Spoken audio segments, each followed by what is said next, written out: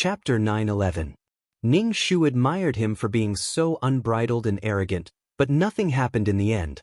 Everyone had different lives.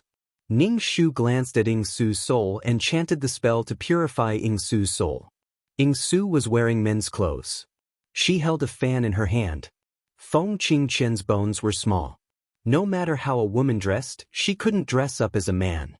However, Ing Su was full of vigor. When they passed by the brothel, Ing Su wanted to go to the brothel to take a look. Ning Shu curled his lips. It was as if one didn't go to the brothel in ancient times, it wasn't transmigrating. With his own worldview, he could do whatever he wanted in this world without being beaten to death. Ing Su later opened a brothel. However, it was a modern clubhouse. He could earn money and collect information. Ing Su wanted to go in. However, when she touched the few pieces of silver in her pocket, she frowned. The original owner had money every month. Why did she only have so little money? She was so useless. Ing Su glanced at the brothel and turned to leave. She had more important things to do this time. In the Feng family, there was no one who belonged to her. She wanted to cultivate people who belonged to her and were loyal to her. Ing Su went to the place where slaves were sold. She locked people in cages or tied them up with ropes. There was a sign in front of their chest. They were sold like animals. This was the cruel life of ancient times. People who didn't have families or clans to protect them were like this.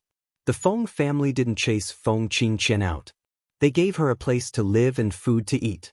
Otherwise, Feng Qingqian would be one of those tied up and sold. When one didn't have absolute power and power, one could only adapt to life. No life was perfect.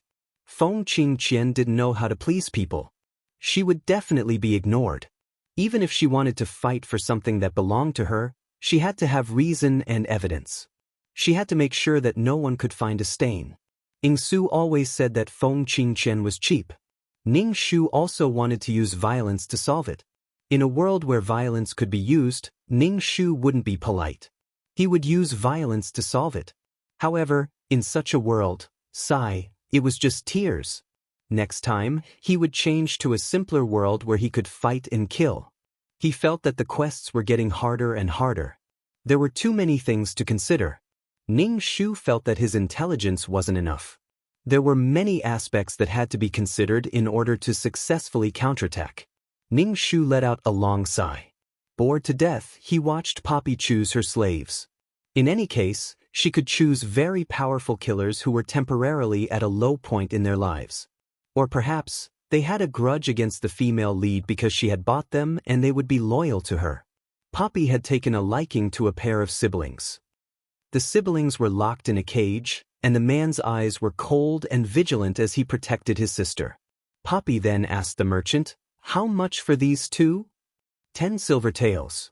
Poppy did not have 10 taels of silver on him at all. With a cold laugh, he said, "Which family's slaves are so expensive? I only want men, not women." Customer, these two people have to be sold together. Otherwise, they won't sell. How about this? 8 taels, Yaxi said. These two were simply slow sellers. Every time she saw the man's cold, wolf-like eyes, she couldn't help but feel a chill run down her spine. 3 taels. 7 ounces. 4 taels. 5 taels, I'll sell them for 5 taels. Poppy used 5 taels of silver to buy the siblings and said to them, "Follow me, and I can achieve what you want. Follow me, and you will have the power to take revenge." Poppy could see the resentment and hatred in the eyes of this pair of siblings. The siblings looked at each other and asked suspiciously, "How can we trust young miss?" "You don't need to doubt this," Poppy said firmly. He was very confident, and people couldn't help but be convinced. The siblings looked at each other, and then knelt on the ground with a plop. "From today onwards, young miss is our master." Ning Shu. The female lead was just so cool and domineering. Releasing a bit of her domineering aura, she successfully subdued 2 little brothers. She just needed to show off. Ning Shu expressed his dissatisfaction. How could she be so special? The siblings were from another country. The man was called Pei Yuan, and the sister was called Pei Zhen. Poppy gave a few taels of silver to Pei Yuan and said, "Find a place to settle down first." 2 days later, I will give you a large sum of money. Pei Zhen will come back to the Feng family with me. Feng family? Pei Yuan was stunned for a moment, and his expression was a little ugly. Is it Feng Chang? Then young miss is from the Feng family? Pei Zhen quickly asked. Poppy narrowed his eyes. Do you have a grudge against the Feng family? Pei Yuan knelt down and said to Poppy, Thank you, young miss, for saving us. We will definitely return this money to you. Please forgive us for not being able to serve and follow young Mississippi. Poppy's expression did not change. Tell me what happened. Our father died indirectly because of Feng Chang. Pei Yuan said. In short, it was a war between two countries. Pei Yuan's father lost the battle and was condemned by the emperor. In addition, there were colleagues fanning the flames, and it developed to the point of treason. Pei Yuan's father was directly beheaded, and the siblings' mother led the enemy away, allowing the two to survive. They were chased all the way and were caught by human traffickers when they were on the verge of death. Poppy heard this and said faintly, I have never regarded myself as a member of the Feng family. My situation in the Feng family is not much better than yours. Only by standing at the peak of power can you achieve your wish. Revenge requires strength.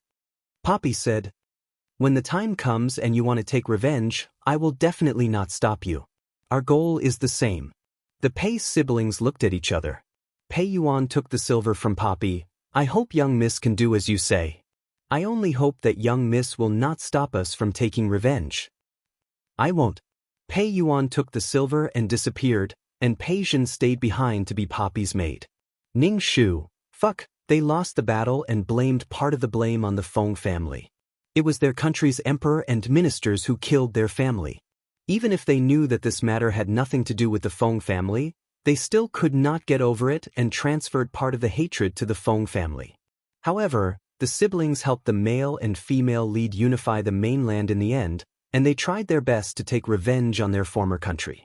Ning Shu saw that Poppy accepted Pei Zhen so casually and wanted to take Pei Zhen back to the Feng family residence as a maid. Why did Poppy have such hostility towards the Feng family? Even if there was hostility, it should be towards the original owner. She picked up a body for free and vowed to take revenge for the body's original owner. Now Ning Shu told her not to take revenge. He would probably scold her for being cheap, It felt like the Feng family was Poppy's beginner's village. All kinds of brainless people went to find trouble with her, and then she solved them with a wave of her hand. If she could not solve it, there was a strong man to help her solve it. Chapter 9:12. Ning Shu sighed, then silently chanted an incantation. Taking back control of the body as soon as possible was the most important thing. Ing Su brought Pei Zhen back to the Feng family. Pei Zhen saw that Ing Su's courtyard was a bit old and was a bit surprised. Pei Zhen was also a young miss in the past. The house she lived in was much better than this courtyard. She asked, Does young miss live in a courtyard like this? That's right. As you can see, the Feng family has not treated me well. Ing Su said without much care, Coming here, you want to change your name. What name do you want to change? Would young miss please bestow a name? Pei Zhen cupped her hands. Let's call you Pei Lan. At this time, Ji Tao, who had her hand broken, ran over. She quickly saluted and said to Ing Su, Young miss, His Highness the Second Prince is here. Do you want to go take a look? The general has also returned. Ing Su saw Ji Tao's casual salute, and her face could not help but sink. She did not appear before, but now she had run in front of her. What are you doing here? Didn't I say that you are no longer my servant? Scram! Ing Su said fiercely. Ji Tao bit her lip and said, This servant was born young miss person. This servant will die young miss ghost. Madam told me to take care of young miss, so I will definitely take good care of you. A trace of mockery flashed through Ing Su's eyes. I already have people serving me. I don't need you at all. You can leave. Ji Tao glanced at Pei Lan standing to the side and asked, Who is she? How can she appear in the Feng manor? Her slave contract is not in the Feng manor. Young miss, she will be punished by the madam. She is my person. No one can punish her. Ing Su said arrogantly. Pei Lan saluted Ing Su. This servant thanks young miss for your concern. Ji Tao's expression was a bit ugly. Thinking of how her wrist had been broken by the young miss, she was very fierce to her. The young miss was useless, yet she blamed her. Ji Tao still remembered the madam's orders and said to Ing Su, "Young miss, quickly change your clothes. The general and his highness the second prince are waiting. If they want to wait, then let them wait. Just tell them that I will not go." Ing Su said calmly. Ji Tao looked like she had seen a ghost and said, "Young miss, have you gone crazy? The general and his highness the second prince are waiting for you. How can you not go?" Poppy gave a cold laugh. "Just because they're looking for me, I have to go? Don't think that I don't know that the second prince is secretly in love with this body's older sister. Only an idiot like the original host didn't know anything." Ning Shu was speechless. "Don't forget that there's still a soul here." Poppy gave a cold laugh and said to Ning Shu in his heart, "So this is your man? So disgusting." Ning Shu pursed his lips. Who the hell knew that Feng Qingqian, a concubine's daughter, would be engaged to the second prince? Moreover, she would be his legal wife. Could it be that it was to give Poppy another chance to perform? Ji Tao looked at her young miss in a daze. Ever since she woke up after falling into the water, her young miss had been very abnormal. It was as if she had lost her mind, and now she was saying such things shamelessly. Miss was really crazy. Just go and tell them that I'm not going. Poppy took a sip of tea and said without a doubt, "Young miss." Ji Tao still wanted to persuade her. If she allowed her young miss to be like this, she would be punished by the madam. When would she be able to leave this courtyard? Either way, she didn't want to serve the fourth young miss. Also, the fourth young miss would hit her for no reason and even broke her wrist. What disloyal and unrighteous. She was just trying to make a living. Thinking like this, Ji Tao was too lazy to care about Poppy. She turned and left the room to report. But not long after, Ji Tao ran back and anxiously said to Poppy, "Young miss, if you don't go, the general will be angry. If you neglect the imperial family, the Feng manor will be punished by His Majesty." Poppy was still expressionless. "What does it have to do with me? Since they're looking for me, then come to this courtyard to find me." "What, is this courtyard too shabby and can't be seen?" Ji Tao was stunned and looked at Poppy in disbelief. "Young miss, they are men. How can they enter the inner courtyard?" "I don't want to go. If they can't come, then forget it." Poppy sneered. Ji Tao shook her head and turned to leave. She didn't want to serve the fourth young miss anymore. Originally, the fourth young miss had a quiet personality. Saying that she was quiet was a compliment. Among all the young misses in the Feng manor, she had the least sense of existence. What future did she have with this kind of master? Also, she could feel that her master didn't like her. "Why don't you go?" Ning Shu couldn't help but ask. Was it really okay to be this cool? Why should I go? I'm not someone who can come and go at a whim. Poppy's expression was cold. Ning Shu, that not long after, the sound of footsteps could be heard outside the room. Immediately after, someone walked into the room. Walking in front was a middle-aged man with a long beard, thick eyebrows, big eyes, and a stocky build. He was quite tall and sturdy. Next to him was a young man. He was wearing brocade clothes and a jade crown on his head.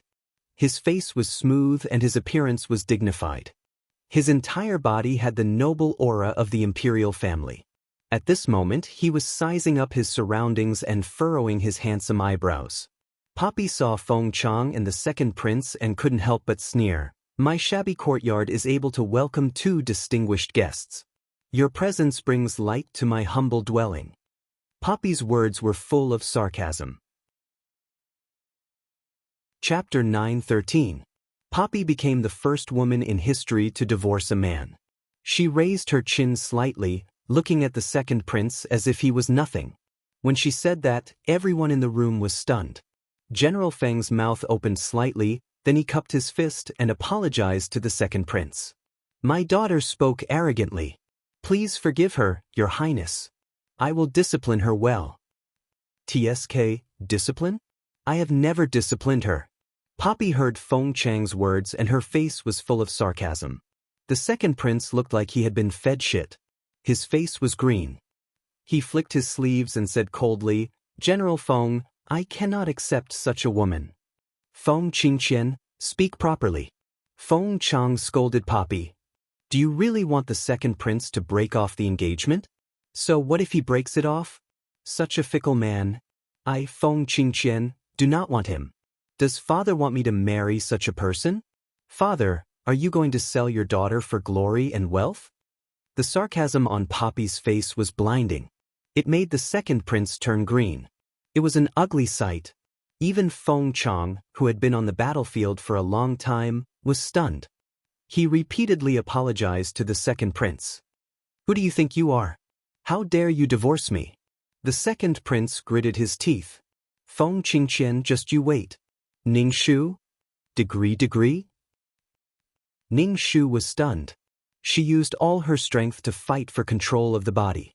When a woman divorced a man, the main character was not afraid of the world. She had personality and could make men fight for her. But when a supporting character did so, it was disgraceful. If Poppy was allowed to break off the engagement, she would chase Poppy out of her body. When the original owner came back, she would lose her reputation. No one would dare to accept a woman who had her marriage annulled by the royal family. Ning Shu could not understand. Poppy was so arrogant. Why wasn't she beaten to death? Ning Shu felt like there were countless needles in her head. She gradually took control of the body. But her soul was entangled with layers of resentment. An extremely cold aura entered her soul. This was the reason why Ning Shu did not want to fight with Poppy for the time being. Being entangled with such a thing would mean that he would be plagued with negative karma. But in such a situation, he had to stand up. "Feng Qingqian, are you crazy? How dare you snatch the body?" Ing Su shouted angrily. At the same time, she wanted to squeeze Ning Shu out of her body. "Being bullied like that, what are you doing popping out here, you weakling?" Poppy shouted. "Scram back to where you came from. I'll take care of this." Ning Shu's head hurt so much that the veins on his forehead bulged. He ignored Poppy's shouts and bowed towards the second prince and Feng Chang. "Qing Qian greets your highness the second prince and father." Second prince snorted, "Feng Qingqian, if you don't give me an explanation today, I will charge you with treason and insubordination." Ning Shu endured the pain in her head and said, "I spoke arrogantly before because I was shocked by your highness's sudden cancellation of the engagement." Humph. The second prince's face was still very ugly. Ning Shu said calmly, "Does your highness know that your highness is here to cancel the engagement?" "He doesn't know. If you cancel the engagement with me, I can compensate you," the second prince said. Feng Chang shook his head at Ning Shu. Ning Shu said, "This marriage concerns the reputation of the Feng family and the royal family. If your highness cancels the engagement for no reason, Qing Qian's reputation will be ruined. Does your highness want to force Qing Qian to die?" Ning Shu said coldly. "This." The second prince hesitated. "I don't mean that." If his father knew that he forced his fiancée to die, he was afraid that he would be punished. Plus, the Feng family had military power. He wanted to marry a woman from the Feng family, but this woman was not Feng Qingqian. Plus, Feng Qingqian was a concubine's daughter. Has Qing Qian done anything to disgrace the royal family, disgrace the family, or disgrace your highness's reputation? Ning Shu asked. "Never," the second prince said. He felt that her cowardly appearance was not likable. "Then is it that Qing Qian's appearance is without salt that your highness cannot bear to look at?" Ning Shu's voice rose slightly as he stared at the second prince. The second prince looked at Ning Shu. He had a delicate face. He was a beauty. A moment later, he said, "Miss Feng is not without salt." Ning Shu's voice was filled with confusion.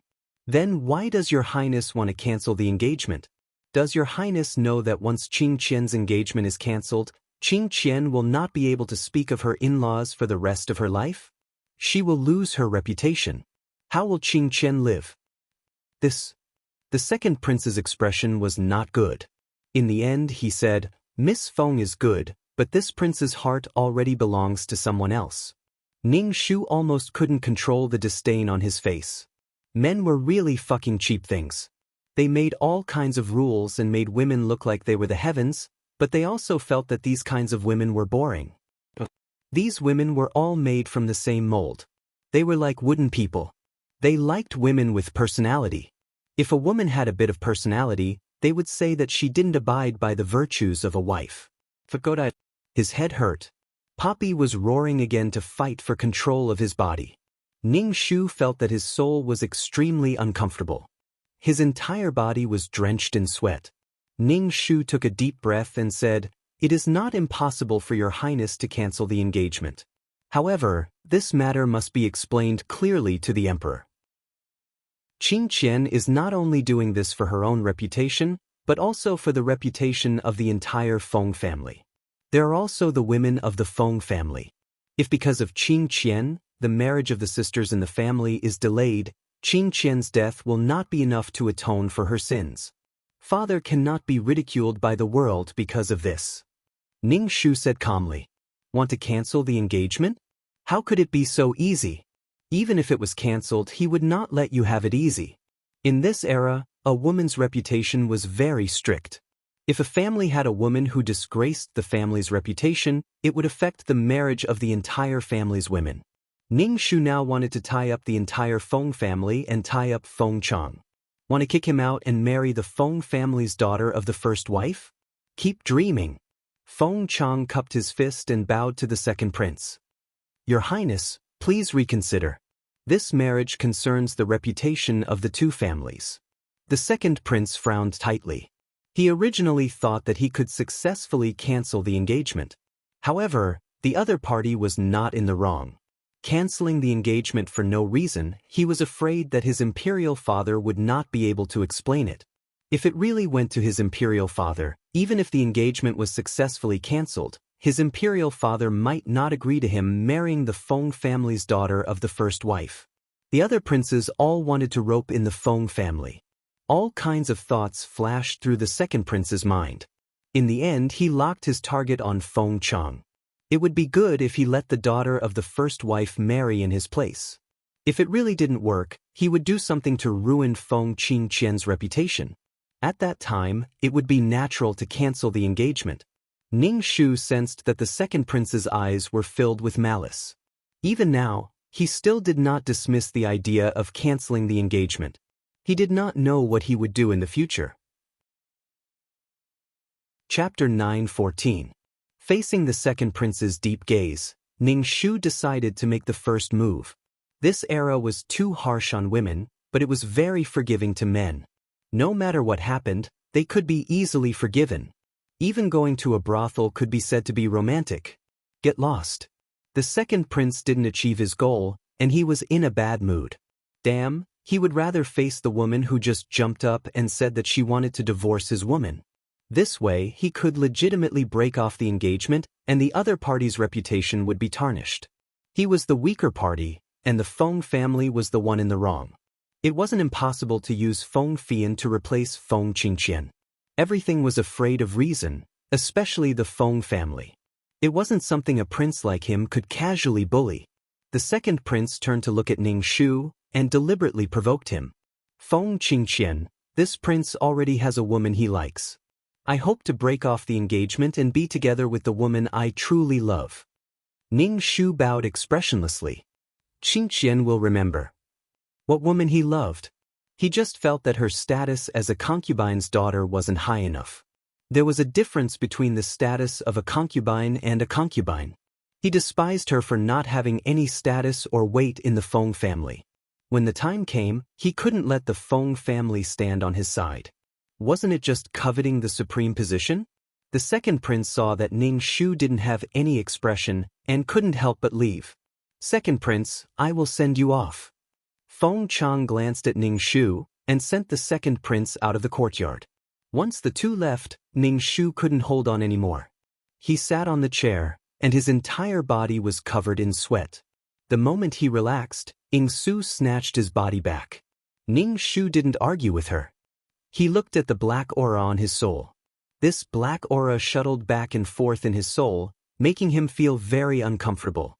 These things could evoke negative emotions in his heart. Ning Shu's heart was very irritated now.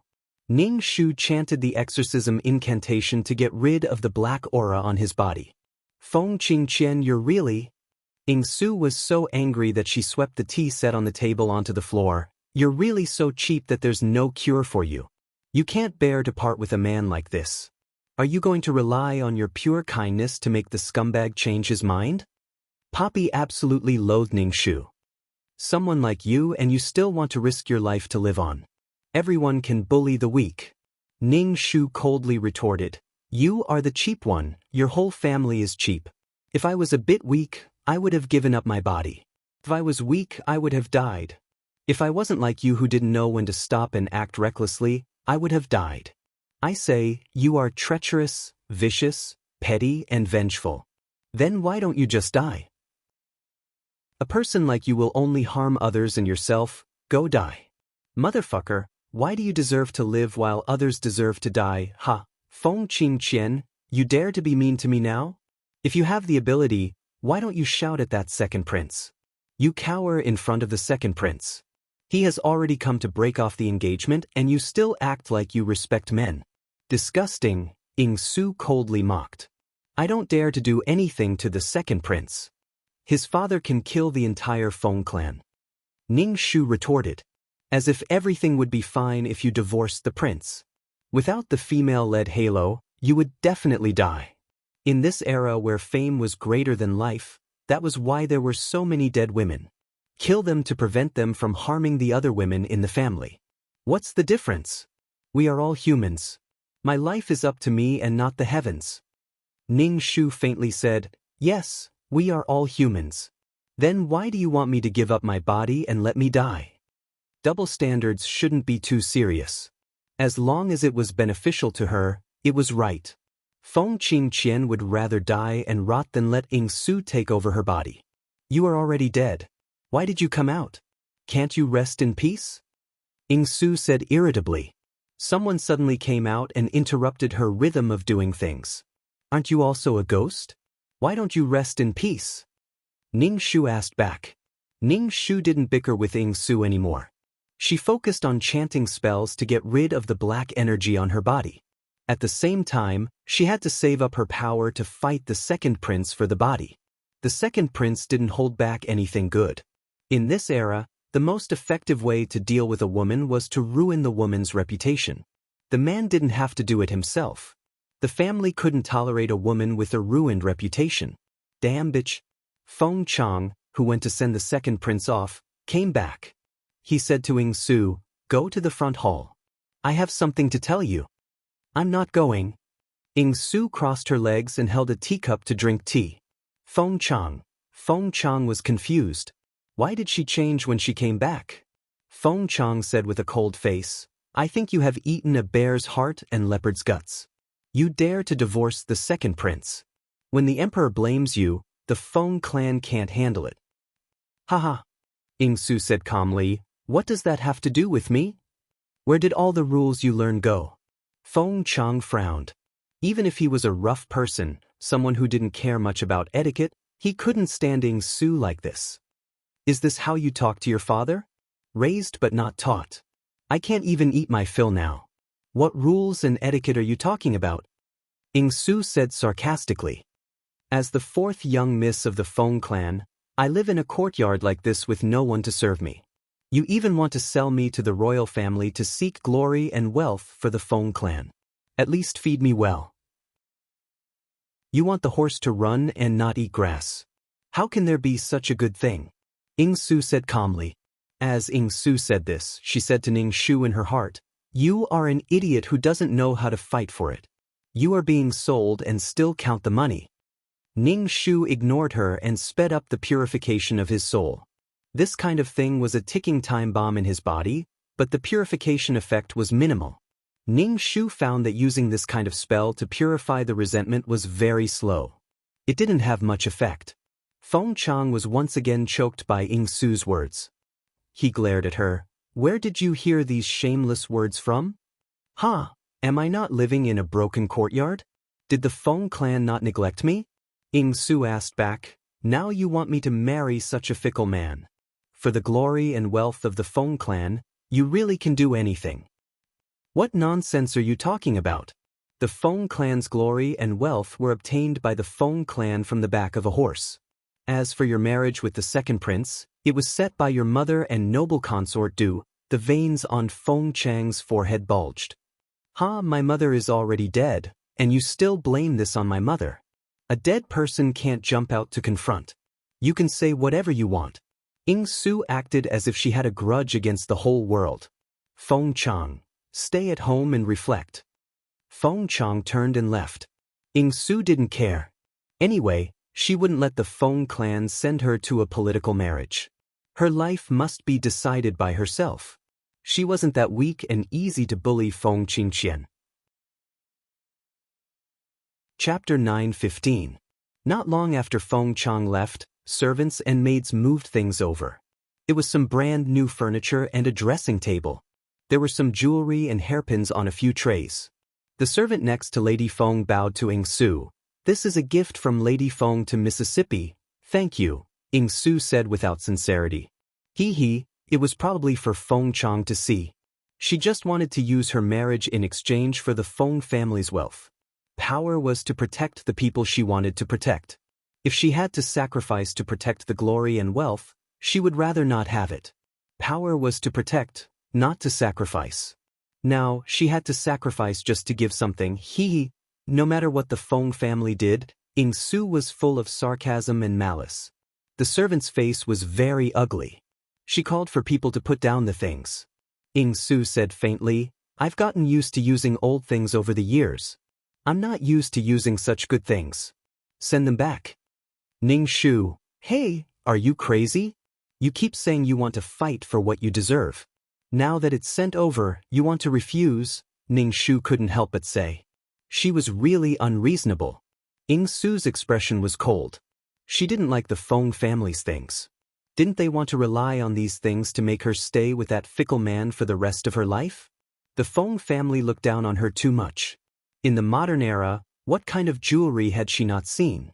As the king of assassins, how could she not have money? Ying Su never cared about money. Even in the ancient era, she could still make money. When the servant heard a concubine's daughter refuse the things sent over by the head wife with such an attitude, she was so angry that her face turned green. But the other party was the master, so she couldn't say anything. She said with a stiff face, Fourth miss, this was sent over by the general and lady. Oh, they sent it, so I have to accept it. Okay, I accept it, Ying Su said faintly. Put down the things. You can leave. The servants put down the things. Their faces were a bit ugly. They worked so hard to move things over, but they didn't even get a tip. The servant left with the servants. Looking at the servant's appearance, she probably had a lot to say in front of Lady Feng. Ning Shu was very speechless. The king of assassins was so cool. He didn't need to care about the ways of the world and didn't need to consider other things. If you don't accept it, I'll make you accept it.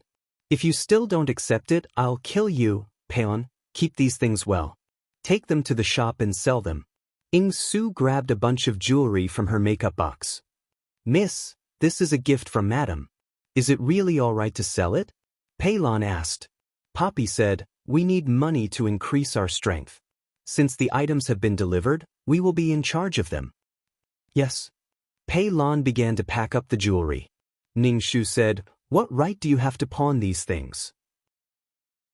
Fundamentally speaking, these things still belonged to the Feng family. Now that they were sent over, it could only mean that she had the right to use these things. These things were all registered. Why can't we use it when they sent it over? Poppy said coldly. Ning Shu was speechless. Using the Feng family's money to cultivate forces to deal with the Feng family, Ning Shu was really disgusted by Poppy's matter-of-fact attitude. Ning Shu looked at Poppy's soul with a heavy gaze.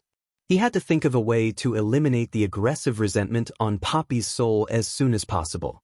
Poppy was so unscrupulous. Was she not relying on her ability to occupy the body for a long time?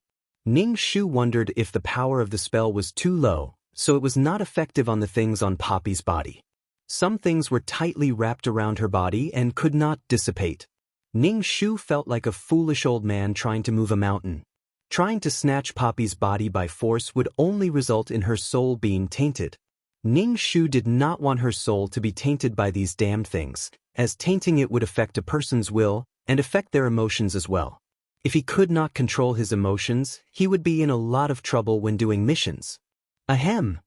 2333's voice suddenly sounded in Ning Shu's mind. Ning Shu, I have an idea. Do you want to hear it? Speak. Ning Shu raised an eyebrow. It was the first time he saw 233 being so proactive. He was probably trying to coax him into doing some mission in the system so that he could complete his data. Karma can be eliminated with merit, 2333 said. But seeing that this killer has quite a lot of karma on him, it would probably require a lot of merit. Ning Shu was suddenly conflicted. Merit was not easy to get at all. Doing good deeds was not easy and there might not be merit. Was he going to use the merit on Poppy? Was he going to eliminate Poppy's karma? Originally, he was being pointed at his nose and scolded as a stupid cunt and called a weakling. He even had to use the merit that he had painstakingly earned to eliminate Poppy's karma. Damn it, he was not going to do this mission anymore. Ning Shu first used some merit to dissipate the black aura on his body. Suddenly, a string of golden light rushed into his soul and the black aura on his body melted like snow. In a short while, his soul was clean and clear and he felt refreshed. It was good stuff indeed. Ning Shu looked at Poppy's soul and felt conflicted. He really did not want to use the merit on Poppy. My soul is protected by merit. She should not be able to attack me. Ning Shu asked 2333. Probably not. With great merit, no one dares to mess with you. But I don't know about these vengeful spirits that have no consciousness. 2333 said. The spirit orb is very violent. It should be trying to swallow Poppy's soul. Soul pearl? Ning Shu was a little curious. It wants to devour her soul. If I had not suppressed it, it would have rushed out. Otherwise, your soul and Poppy's soul would have been absorbed by the spirit orb. 2333 said. The spirit orb likes to swallow all kinds of souls. Great merit, those with karma and all kinds of vengeful spirits. Wait until I take over the body. Ning Shu began to fight for control of the body. Feng Qingqian, you are starting to act up. Poppy held her head, feeling as if it was going to explode. What is it that you are not satisfied with? I can just finish it for you. Why do you have to be so persistent? Miss, what's wrong? Pei Lan looked at Poppy's pained face and her eyes were red. She gritted her teeth so hard that her gums were bleeding. Ning Shu slowly fought for control of the body. With the protection of merit in his soul, the black aura on Poppy's body did not affect him much. Miss? Pei Lan shouted. Ning Shu looked up at Pei Lan. Pei Lan was shocked by Ning Shu's gaze and asked, Miss, are you all right? I'm fine. Keep these things first. There's no need to sell them. We'll talk about it later. Ning Shu used a handkerchief to wipe the cold sweat off his forehead. Chapter 9:16. Pei Lan looked confused. Earlier, Miss had said that she was going to pawn these things. Now, she was saying that she was not going to pawn them. Why was she acting so differently? Ning Shu saw that Pei Lan was standing there motionless. He raised an eyebrow and asked, Is there a problem? Didn't Miss just say, I was just saying. This is not a good time to sell things. Ning Shu said calmly. She looked at her clothes in the bronze mirror. She straightened her clothes and went to find Feng Chang. Miss, where are you going? Pei Lan was baffled. How could Miss be like this? Why did she seem like a different person? Pack your things. I have something to do. Ning Shu turned and left. Yes. Pei Lan looked confused. Ning Shu went to Feng Chang's study. There were 2 guards at the door. The 2 guards stopped Ning Shu. Ning Shu said kindly, Can you help me pass on a message? As a general, there must be something important in his study. For example, a map of the country. In ancient times, maps were important strategic information. A guard went in. After a while, Feng Chang came out and went to the front hall. Ning Shu followed behind Feng Chang. In the front hall, Feng Chang did not look too good. He ignored Ning Shu. He picked up the tea on the table and drank it slowly. But he was a rough man after all. He drank a cup of tea in one gulp. Ning Shu bowed to Feng Chang. Daughter greets father. What is it? Feng Chang said. Ning Shu said, Father, after I fell into the water, my mind is not very clear. Sometimes I say things that I don't understand. Please don't blame me. Feng Chang raised his rough eyebrows and asked, What is wrong with you? Have you seen a doctor? Father, it's nothing. It's just indirect mania, Ning Shu said calmly. Feng Qingqian, do you want to die? Poppy roared. He tried to control his body. Ning Shu felt a slight headache, but it was bearable. When did you get this problem? Feng Chang asked. Don't tell anyone about this problem. It won't be good if the second prince finds out. I understand, Ning Shu bowed and said, Father, I feel that the second prince wants to break off the engagement. With the Feng family around, he won't do that, Feng Chang said. Ning Shu said, The second prince feels that his daughter's status as a concubine's daughter is not worthy of him, so he wants to break off the engagement and marry the Feng family's daughter of the first wife. Feng Chang glanced at Ning Shu. Don't spout nonsense. Indeed, your daughter's status is not good enough for a noble like the second prince, Ning Shu said. It seems that the second prince is determined to break off the engagement. Your daughter also wants to break off the engagement with the second prince. This marriage was arranged by your mother and the second prince's mother, noble consort Do His Majesty also agreed. Feng Chang said. As a concubine, how could the original owner's mother have anything to do with the noble consort in the palace? Unless the noble consort knew that the original owner's mother was a princess of another country. Ning Shu asked, How did concubine mother know the noble consort and even have an engagement with the noble consort? Your mother saved noble consort Du's life by chance. Noble consort Du said that she wanted to repay the debt of saving her life, so she arranged the marriage. Feng Chang said calmly. Hearing this, Ning Shu wanted to laugh out loud. What debt of saving her life? Ning Shu didn't believe a single word. Noble consort Du really wanted her son to marry a concubine's daughter from the general's manor? Didn't she see that her own son disliked her? She was thinking of ways to break off the engagement. Ning Shu pulled the corner of his mouth and said, Father, I want to break off the engagement. Can father let your daughter see His Majesty? Why do you have to break off the engagement? Noble consort Du won't let the second prince break off the engagement with you. You can rest assured. Feng Chang said. Ning Shu could only helplessly say, But the second prince doesn't like your daughter. What if he tarnishes your daughter's reputation in order to break off the engagement? At that time, your daughter's reputation will still be ruined and you will be abandoned. You will implicate the Feng family and father. It can't be that bad, right? This won't do him any good. Feng Chang thought about it in his mind. People who fought on the battlefield weren't really stupid. The twists and turns inside could be understood with a little thought. If your daughter's reputation was tarnished, the second prince would be the victim and the Feng family would be the one in the wrong. At that time, it would be reasonable for the second prince to ask to marry another woman from the Feng family. Feng Chang's face trembled and said, When you see His Majesty, what are you going to say? Of course, your daughter wants to fulfill the second prince's love and let them be together. Ning Shu said matter-of-factly. Feng Chang? I see that you haven't recovered from your intermittent mania. Go back and stay well. Don't talk about this anymore. Feng Chang waved his fan-like hand at Ning Shu. Father. Ning Shu shouted. Go back. Feng Chang said firmly. His body was full of the iron blood and majesty of a soldier. Ning Shu could only bow and leave. Along the way, Ying Su was noisy. It's just a man and you want to fulfill their love. Feng Qingqian, I have never met someone as disgusting as you. Just abandon this kind of man, Ying Su said coldly. Ning Shu smiled. You are also one of the most disgusting people I have ever met. Back in the courtyard, Ning Shu said to Pei Lan, Young miss, the things have been ordered. This is the list. Ning Shu nodded and took the list.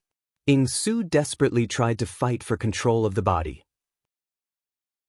Ning Shu felt that she was gradually losing control of the body. In the end, she completely lost control. She was the female lead after all. the one who was loved by the heavens. When this body was taken over by Ying Su, she had great luck and everything went smoothly. But when it was her turn, she immediately became an evil stepmother. Once Ying Su took over the body, she immediately said to Pei Lan, "Sell everything on this list." "Young miss?" Pei Lan was really a little confused. This repeated over and over again, she didn't know what to do. "Young miss, do you really want to sell it?" Pei Lan asked. Ying Su slapped the list on the table. "Why keep it? Sell it all." "Okay." Pei Lan wanted to take the list on the table. One hand pressed on the list. Pei Lan turned to look at the owner of the hand in confusion. "No need to sell it." The other party smiled. "Pei Lan?" "Young miss, are you selling it or not?" Pei Lan suppressed the irritation in her heart and asked in a low voice. "So sell it all." The other party's face was twisted as she said through gritted teeth. "Pei Lan? Then young miss, I am really going to sell it?" Pei Lan asked again to confirm. Was her master crazy? "No need to sell it. Keep these things first. I will tell you when it's time to sell it." Pei Lan was also a little angry. Her tone was impatient. "Young miss, are you selling it or not? Can you give me a definite answer so that I can prepare?" Chapter 9:17. Pei Lan didn't know what to do. She said she would sell, and then she said she wouldn't sell. Ning Shu said to Ying Su, "If you dare to sell these things, I will take you down with me." She wanted to use this money to develop? Impossible. "Feng Qingqian, are you crazy? I have money and you have money. Why you like this?" Ying Su said irritably. "I like to go against you." Ning Shu said. If these things were sold, how should he answer when asked in the future? Should he say these things were sold? And the assassin group established was not something Feng Qingqian could control. She might betray her.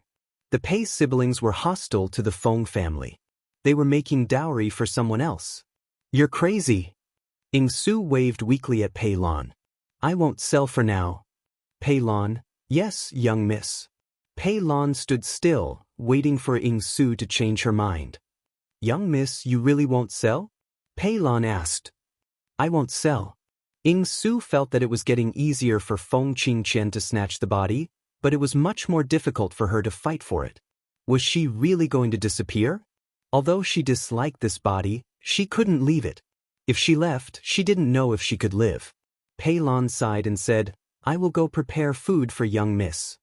Not long after the second prince came to cancel the engagement, there were rumors in the capital that the fourth young miss of the Feng family was sick and was not suitable to be a daughter-in-law of the imperial family. The second prince wanted to spread more erotic rumors, but thinking that Feng Qingqian was still his fiancée in name, he didn't have the courage to color his hair. Ning Shu was speechless when he heard the news. Could it be that this guy couldn't become the emperor in the end? He didn't have enough breadth of mind and vision. At the very least, he should have some ruthlessness and tolerance. But this guy didn't have any of that. "Tsk, Feng Qingqian, look at your man." Ying Su said sarcastically. "You treat a man like this like a treasure." Ning Shu, "Not my man, tidy up. We're going to the palace." Feng Chang came over and said to Ying Su, "I'm not going." Ying Su said lightly. Feng Chang didn't care.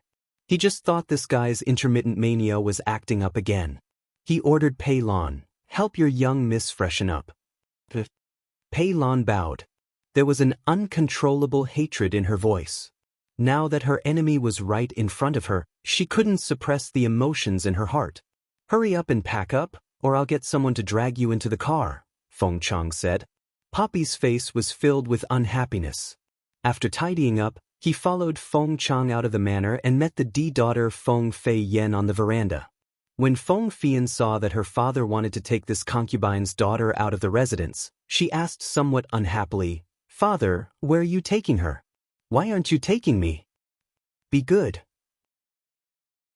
Father has matters to attend to in the palace," Feng Chang said gently. Of course, he doted on his daughter. Poppy was watching from the side, his face full of contempt and mockery. "Fourth younger sister, mother was pushed to the ground by you. Why didn't you go and check on mother?" Feng Fian questioned Ying Su. At the same time, she was complaining to Feng Chang. Poppy sneered and simply ignored Feng Fian. What kind of attitude is this? Feng Fian's face was ugly. Father, look at him. A concubine's daughter doesn't even greet your own daughter. He has no manners at all. What manners do I know? He didn't teach me any manners at all. Sorry, I won't greet you. Poppy's face was cold. No matter how one looked at him, he was arrogant and condescending. Feng Fian was so angry that her face turned green. She stomped her feet and shouted at Feng Chang, Father, look at him. Be good. If there's anything, wait until Father comes back. Feng Chang said. Feng Chang brought Poppy to the palace to seek an audience with His Majesty. They waited outside the palace. Feng Chang said to Poppy, Second Prince insists on breaking off the engagement with you. When you see His Majesty, you know what to say. Of course I know. Poppy said. A eunuch came out of the palace and said, General Feng, His Majesty summons you. Feng Chang brought Poppy into the palace. Feng Chang knelt on the ground to greet His Majesty, but Poppy stood upright and looked straight at His Majesty. Feng Chang turned his head and saw Poppy like this. He was shocked and quickly said in a low voice, Kneel down to greet His Majesty. Poppy sneered, I, plop. Ning Shu knelt on the ground and felt pain in her knees. This subject's daughter greets His Majesty. Long live His Majesty. Ning Shu shouted in a clear voice while kowtowing. Feng Qingqian, will you die if you don't come out? Poppy lost control of her body and immediately roared. Feng Chang let out a sigh of relief. It was better to break off the engagement. She had this problem from time to time. Even if she married Second Prince, her life would probably be abandoned. What did General Feng come to find Jin for? The Emperor looked at the memorial and asked. The Emperor was now middle-aged. His face was indifferent, neither happy nor angry. This. Feng Chang was somewhat hesitant. My beloved subject, just say it. The Emperor put down the memorial and raised his eyebrows. Feng Chang cupped his hands and finally sighed. This subject came to ask His Majesty to break off the engagement between Second Prince and this subject's concubine's daughter. The Emperor raised his eyebrows and said in a dangerous tone, What, Jin's son is not good enough for your daughter? Feng Chang quickly kowtowed. Second Prince's status is noble. His appearance is heavenly. It is this subject's daughter who is not good enough for Second Prince. My beloved subject Feng, Jin does not want to hear these words. The Emperor focused his gaze on Ning Shu, who kept kowtowing on the ground. Tell me, why do you want to break off the engagement?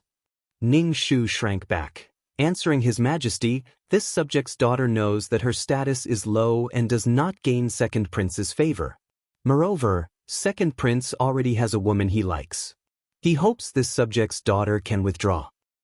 Second Prince has already gone to Feng family to break off the engagement. This subject thought that Qingqian is indeed not good enough for Second Prince, so I brought it up and asked His Majesty to make a decision. Feng Chang kowtowed and said, Who is the woman that Second Prince likes? The Emperor flipped through the memorial without much care. His fingers leisurely plucked a string of round and clear jade. This subject does not know. Feng Chang said, Since this marriage was set by Imperial Concubine Du, go and call Imperial Concubine Du and Second Prince over. The Emperor ordered the eunuch beside him. After a while, Imperial Concubine Du arrived first. When she saw Feng Chang and Ning Shu, she glanced at Ning Shu and saluted to the Emperor. Imperial Concubine Du, Feng family now wants to break off the engagement, saying that Second Prince has a woman he likes. The Emperor said. Imperial Concubine Du was wearing a graceful and luxurious palace dress. She was over 30 years old but still had a beautiful face. When she heard the Emperor's words, she froze for a moment. She looked at Ning Shu and immediately said, This subject's concubine likes Feng family's girl. Second Prince does not have any woman he likes. Imperial Concubine Du said to Feng Chang, General Feng, this marriage was set by this concubine and Qingqian's mother. Now that Qingqian's mother has passed away, we should follow the wishes of the deceased. Chapter 9:18. Nyang Nyang, although the marriage is between the two families, it's still a couple's life. His Highness has already said that he doesn't like Qingqian. Besides, Qingqian is a concubine's daughter after all. She doesn't know how to follow the rules. I'm afraid that she will bring shame to the imperial family. Feng Chang said helplessly. If it wasn't for the second prince spreading rumors, he wouldn't have come to break off the marriage with the imperial family. With the childish tricks that the second prince played at the age of 16 or 17, people of Feng Chang's age could tell what he was thinking at a glance. Rules can be taught slowly. If you don't understand now, wait until you get married and understand each other, then you will naturally be able to help each other. Noble Consort Du said, I will definitely love Qingqian as my own daughter. Imperial concubine likes her so much? The emperor raised his eyebrows. His expression was indifferent. No one could tell what he was thinking. Imperial concubine Du laughed. Qingqian and Qingqian's mother are close friends. Now this child has lost her mother at such a young age. Qingqian must love her more. The emperor curled his lips and didn't speak. Emperor, the second prince is waiting outside the hall. A eunuch came in and bowed to the emperor. Let him in. When the second prince came in and saw Feng Qingqian, he was stunned. Obviously, he didn't expect that a concubine's daughter from the general's manor would be here. Qingqian greets imperial father. The daughter of the Feng family said that you have a girl you like. Now she wants to break off the marriage and let you be with the girl you like. The emperor said indifferently. The second prince knelt down. Imperial father, Qingqian already has a girl I like. It's, Emperor doesn't have a girl he likes. Imperial concubine Du interrupted the second prince and forced a smile. The second prince didn't understand. But when he saw his mother's sharp eyes, he knew that his mother was angry. He obediently kept quiet. Emperor, Qingqian has something to say. I want to speak with Emperor alone. Feng Chang said. Imperial concubine Du turned to look at Feng Chang. Her expression was very bad. The emperor nodded. Okay, you can all leave first. Ning Shu stood up.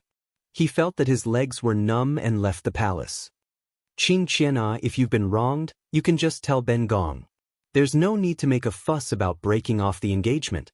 Noble Consort Du took Ning Shu's hand and said bitterly, if Su bullies you, you can tell me first. I will definitely protect you. Concubine Du said. Ning Shu grinned. It was too abnormal for an imperial concubine to be so attentive to a concubine's daughter from the general's residence. She must have some ulterior motive. Most likely she was targeting this body's princess mother. I hate it when people touch me. Concubine Du's hand was flung away. Concubine Du looked at the person who suddenly turned hostile. Second prince next to her saw the arrogant look on her face and said with a cold face, Feng Qingqian, I hate your behavior. Who do you think you are? Suka. Concubine Du called out to second prince. She turned her head and said with a trembling face, Qingqian, people who have to live their lives quarreled. Listen to aunt, don't make things out of hand. Breaking off the engagement is not good for your reputation. When did you become my aunt? I don't have an aunt. Ing Su sneered. Concubine Du's eyes flashed with a sharp light. She was very angry to be scolded by a junior and a concubine's daughter from the general's residence. Emperor, His Highness, go in. Miss Feng, come with us. The eunuch came out and said to the three. When the three entered the hall, Concubine Du met the emperor's unfathomable eyes. She couldn't help but guess. The emperor coughed and said lightly, since the two children don't want to be together, then forget it. Concubine Du wants to take care of a friend's child. There's no need for an engagement. You can let this child be your adopted daughter. This, Concubine Du quickly said, after all, the engagement of these two children is a well-known thing. It's not good for Qingqian's reputation to break off the engagement like this. When did these two children get engaged? You want to take care of the child of an old friend and take care of her as your own daughter. The engagement is simply a joke. The emperor said with a cold expression. Concubine Du's face was ugly, and second prince breathed a sigh of relief. Finally, he didn't have to marry such a woman. Thank you, Emperor. Feng Chang knelt down to thank the emperor. Seeing Ing Su standing upright, his eyelids couldn't help but twitch. He pulled Ing Su to kneel down and pressed his fan-like hand on Ing Su's head to kowtow. "Thank you, Your Majesty." Ing Su, concubine Du, took a deep breath and bowed to the emperor. Chen Qian knows. Qing Qian is Chen Qian's adopted daughter. The emperor grunted and waved his hand. The people in the hall retreated out of the palace. Concubine Du coldly snorted and turned to leave. Second prince followed to concubine Du's bedroom. Once in the bedroom, concubine Du first took a sip of tea. The tea was cold. She was so angry that she directly smashed the teacup. Second prince succeeded in breaking off the engagement. He was quite happy. Seeing concubine Du like this, he couldn't help but say, "Mother, don't be angry." "You're very happy?" Concubine Du glanced at second prince. Second prince nodded honestly. "I'm not satisfied with Feng Qing Qian. She's a concubine's daughter, and she's so timid. Just looking at her makes me sick." "Idiot." Imperial concubine Du slapped the second prince. The second prince covered his face in shock. "Mother, I really want to beat you to death, you idiot. I painstakingly planned for you, and you're just a hindrance." Concubine Du was so angry that her whole body was trembling. This Feng Qing Qian is not a concubine's daughter of the Feng family. She's the child of the eldest princess of the Qi Yan country. The current emperor of the Qi Yan country is her uncle. "I arranged this marriage for you." Feng Qing Qian's temporary identity is a concubine's daughter of the general's manor.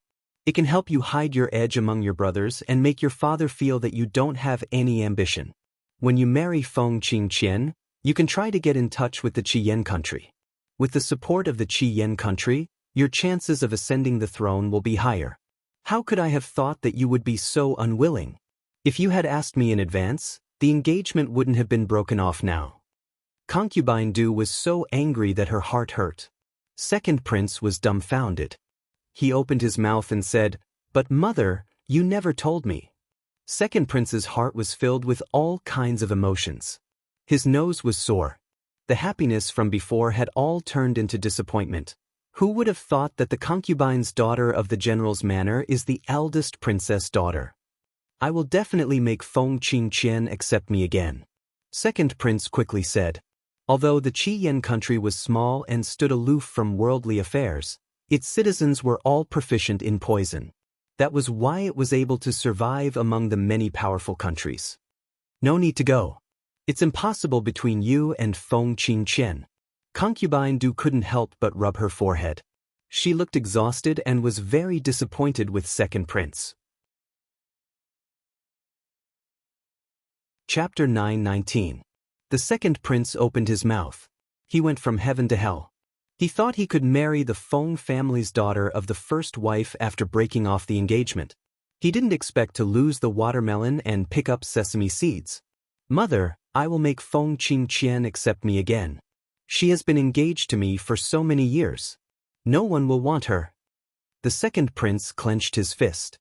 Imperial concubine Du shook her head. "Since she wants to break off the engagement with you and risk her reputation, it means she doesn't want to marry you. Your father won't agree." "I'm afraid that old man Feng Chang told your father about Feng Qing Qian's background. In order to cut off our thoughts, he directly gave Feng Qing Qian to me as a foster daughter. You and Feng Qing Qian will never be together again." Imperial concubine Du wanted to slap the idiot again. "It's okay if you're stupid. You're my son. Do you really think I will find you another concubine's daughter?" Imperial concubine Du said coldly. The second prince was more disappointed than Imperial concubine Du. Feng Qing Qian's weakness of being timid and not having her own opinions had now become a strength. When they got married, he would have the final say. The second prince sat on the chair in a daze. He was extremely regretful. Finally, he complained, "Why didn't that Feng Qing Qian tell me she is the princess daughter? Did she deliberately not say it? I'm afraid she doesn't even know her own background." Imperial concubine Du sighed. "More than 10 years of planning was ruined by you. Any random person from the Qi Yan country is a poison master." "Mother, I can't accept this." The second prince roared. "So what if you can't accept it? Before you do anything, think about your father. He sits on the high platform and can see everything clearly.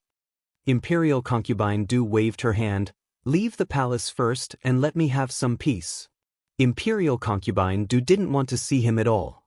On the other side, Ing Su was pushed into the carriage by Feng Chang as soon as she left the palace. They returned to the Feng family at the fastest speed. Then he said to Ing Su, "Stay in the courtyard. Don't run around. What right do you have to imprison me? I can go wherever I want. You can't control me," Ing Su said with a cold face. Feng Chang looked at her as if she was sick again.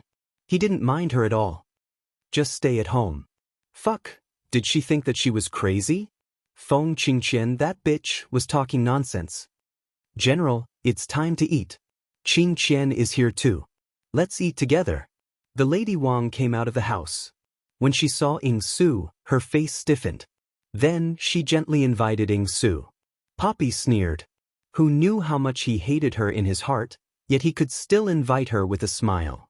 What a hypocrite. I can't afford to eat exotic delicacies. I'd rather go eat my coarse wild vegetables, Poppy said, deliberately making fun of them. Madame Wang could no longer maintain her expression. She couldn't help but look at Feng Chang and say, "Then I'll have the servants send the food to your room. Don't be like this. You can just ignore me like before. Don't pretend to be virtuous. I feel tired for you." Poppy waved his hand and brushed past the Lady Phoenix. There was no need to mention how ugly the expression on the Lady Phoenix's face was. Feng Chang said to the Lady Phoenix, "Madam, don't pay attention to her. Just pretend that you didn't hear anything she said. It's fine as long as General doesn't blame me. Qingqian is a sensitive person who doesn't like to talk. She doesn't say anything usually.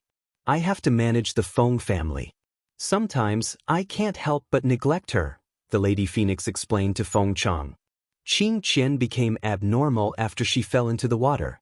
Do you want to find a Taoist priest to exorcise her? Look at her. She's a completely different person from the Qingqian of the past. She doesn't know when to stop. The Lady Phoenix wouldn't forget that she was pushed to the ground in front of the servants. How could she manage the back residence with dignity? It's fine. I believe you. Feng Chang entered the room first. Ning Shu couldn't help but ask, "You don't even do basic favors?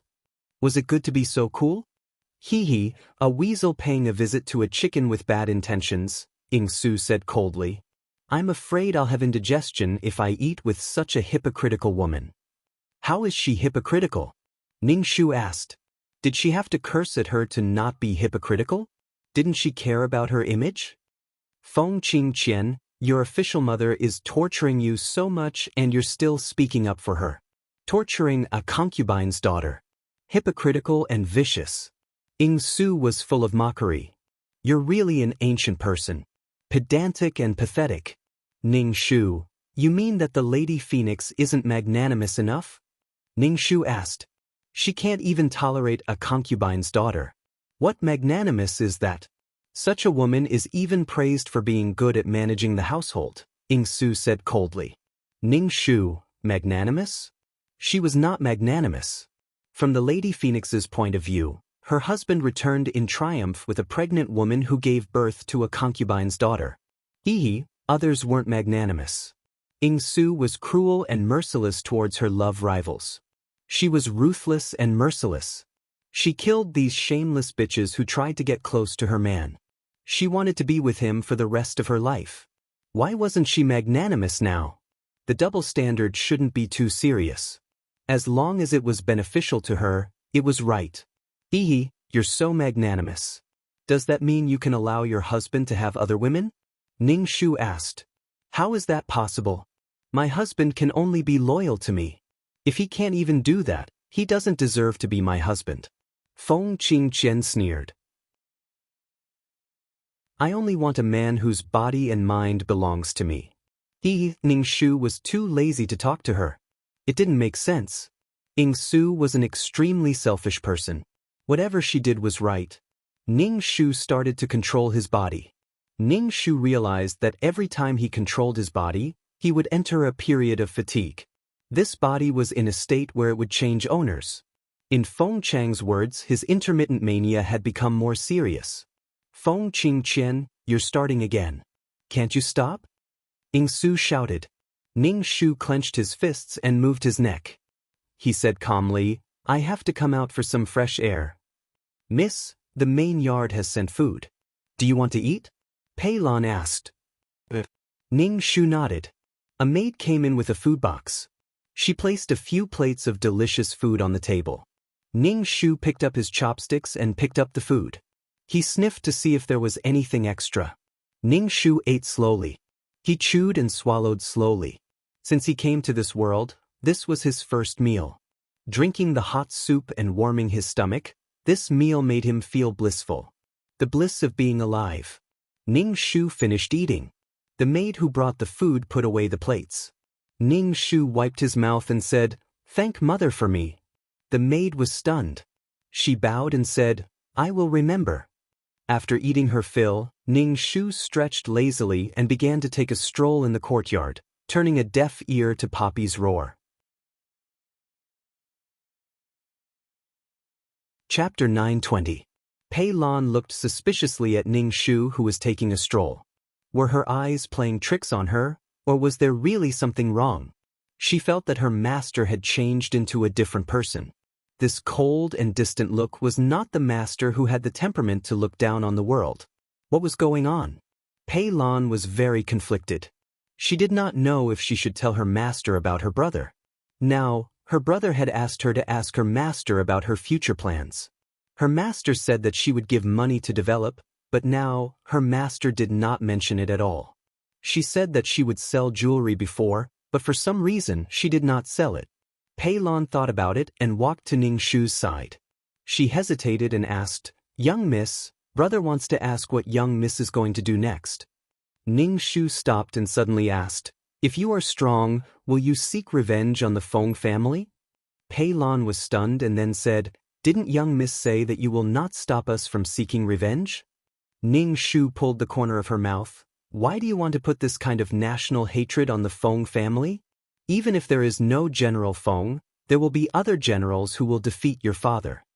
Hating the Feng family was a bit strange.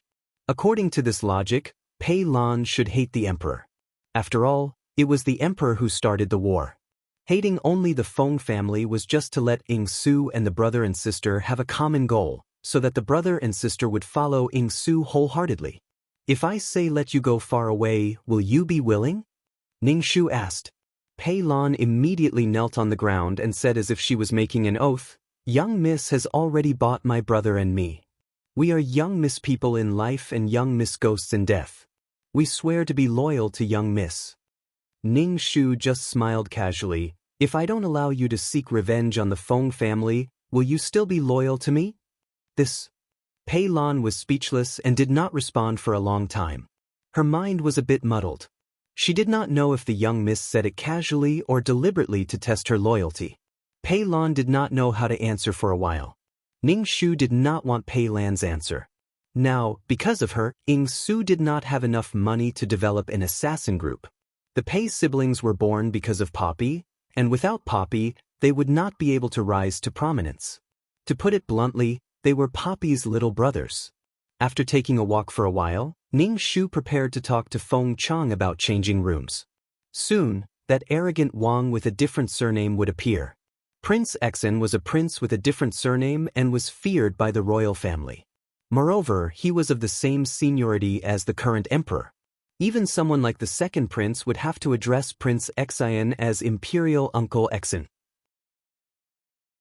Prince Exen had his own army and the current emperor really wanted to kill him, but he was just so awesome that he couldn't be killed no matter what. To be honest, Prince Exen's character was similar to Poppy's. It could only be said that they were from the same family. Not long later, Prince Exen would be entering the capital to celebrate the Empress Dowager's birthday. The emperor took advantage of the fact that Prince Exen was away from his vassal state to look for assassins to assassinate him. Prince Exen was injured and ended up in Poppy's courtyard. Poppy had saved Prince Exen while he was at it, and from then on, Prince Exen kept a close eye on him. When he had nothing to do, he would visit Prince Exen's room at night to act like a hooligan and take advantage of Prince Exen's words. Poppy had a strong character. When faced with Prince Exen's provocation, she would not be at a disadvantage and insisted on getting back at him. Prince Exen looked at her dotingly as she bared her fangs and brandished her claws. As time went on, Poppy was helpless against this shameless man. Moreover, he would send her people and money at the drop of a hat. When she was wronged in the Feng clan, he would immediately run over to protect her and use his power to suppress her. He reprimanded Feng Chang as someone who was dim-sighted and Lady Phoenix as a vicious woman. In short, the two of them abused scum and displayed their affection, blinding the eyes of passers-by. Ning Shu's lips twitched. If he were Lady Phoenix, he would want to kill Poppy even if he had to perish together with her. It was a pity that the difference in their strength was too great, and she ended up losing her reputation. To be honest, those who could become the matriarch of a clan and the mistress of a clan all knew their limits. Why would they bother with a concubine's daughter for no reason? A concubine's daughter was not a concubine's son and still had to share the clan's assets. Preparing a dowry for a concubine's daughter and marrying her off could help the clan rope in other clans. Feng Qingqian's living conditions were caused by her personality. Moreover, Feng Qingqian, a concubine's daughter, was actually engaged to the second prince. Moreover, she was the princess consort. The other sisters in the residence were jealous and isolated her. Feng Qingqian knew this as well.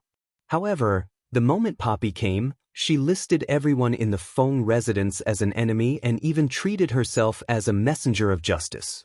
Ning Shu stood outside the study and waited for Feng Chang to come out. She did not have the right to enter Feng Chang's study.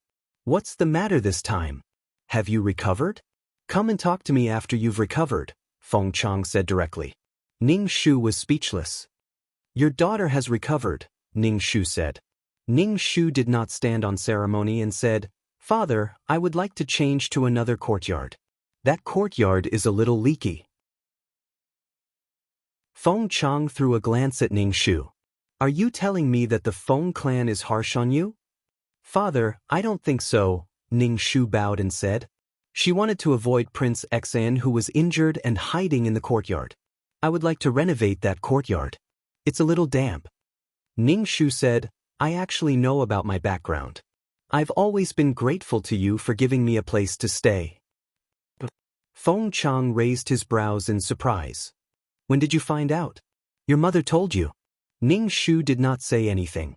Feng Chang drank a cup of tea, thought for a while and said, Go and squeeze with Fian. With Feng Fian? Ning Shu said awkwardly, Father, I've pushed mother to the ground when my illness acted up. Now, second sister probably doesn't like me and won't let me stay. Feng Chang pointed at Ning Shu. You've called her mother for so many years. No matter how irrational you are, you can't do such a thing. You don't want your reputation anymore. The person you pushed was my wife. I'm sorry. Ning Shu bowed and bowed. Ning Shu said, Father, can we find another place? Second sister probably won't be willing to squeeze with me. There's a garden. Just stand there. Feng Chang walked away with his hands behind his back. Father, Ning Shu called out to Feng Chang. Feng Chang turned to look at her. What's the matter? Ning Shu. He made it sound as if she had many troubles. Father, it'll be the Empress Dowager's birthday soon.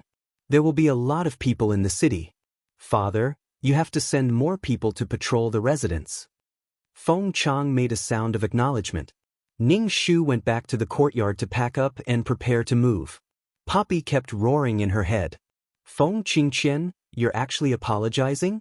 You deserve it. You deserve to be bullied. You should just die. Poppy shouted angrily. I was kind enough to teach the people who bullied you a lesson. Now you're apologizing. What right do you have to live? People like you don't have the right to live. Poppy sneered.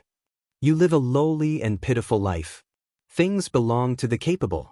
It's the same for your body. A weakling like you doesn't have the right to live. Chapter 9:21. Only the strong could live? This was a strong reason to snatch things. Only the strong could live. I agree with this. Ning Shu tilted his head. Feng Qingqian had offered her soul for a counterattack, so the person who had to get out of this body now was her. Do you like to scold people like this? Ning Shu said calmly. As if you're strong because you dare to say anything? Poppy snorted. Daring to speak is also a kind of ability. Someone like you who can't even be beaten with a stick deserves to be bullied.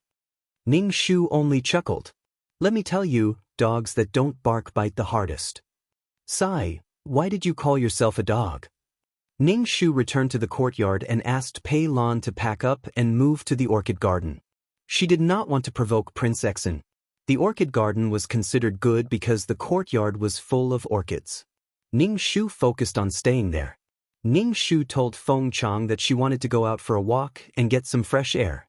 Feng Chang stroked his coarse beard and said directly, "You're sick and don't run around." Ning Shu was speechless. However, Ning Shu went out to buy a cinnabar pen and some cinnabar.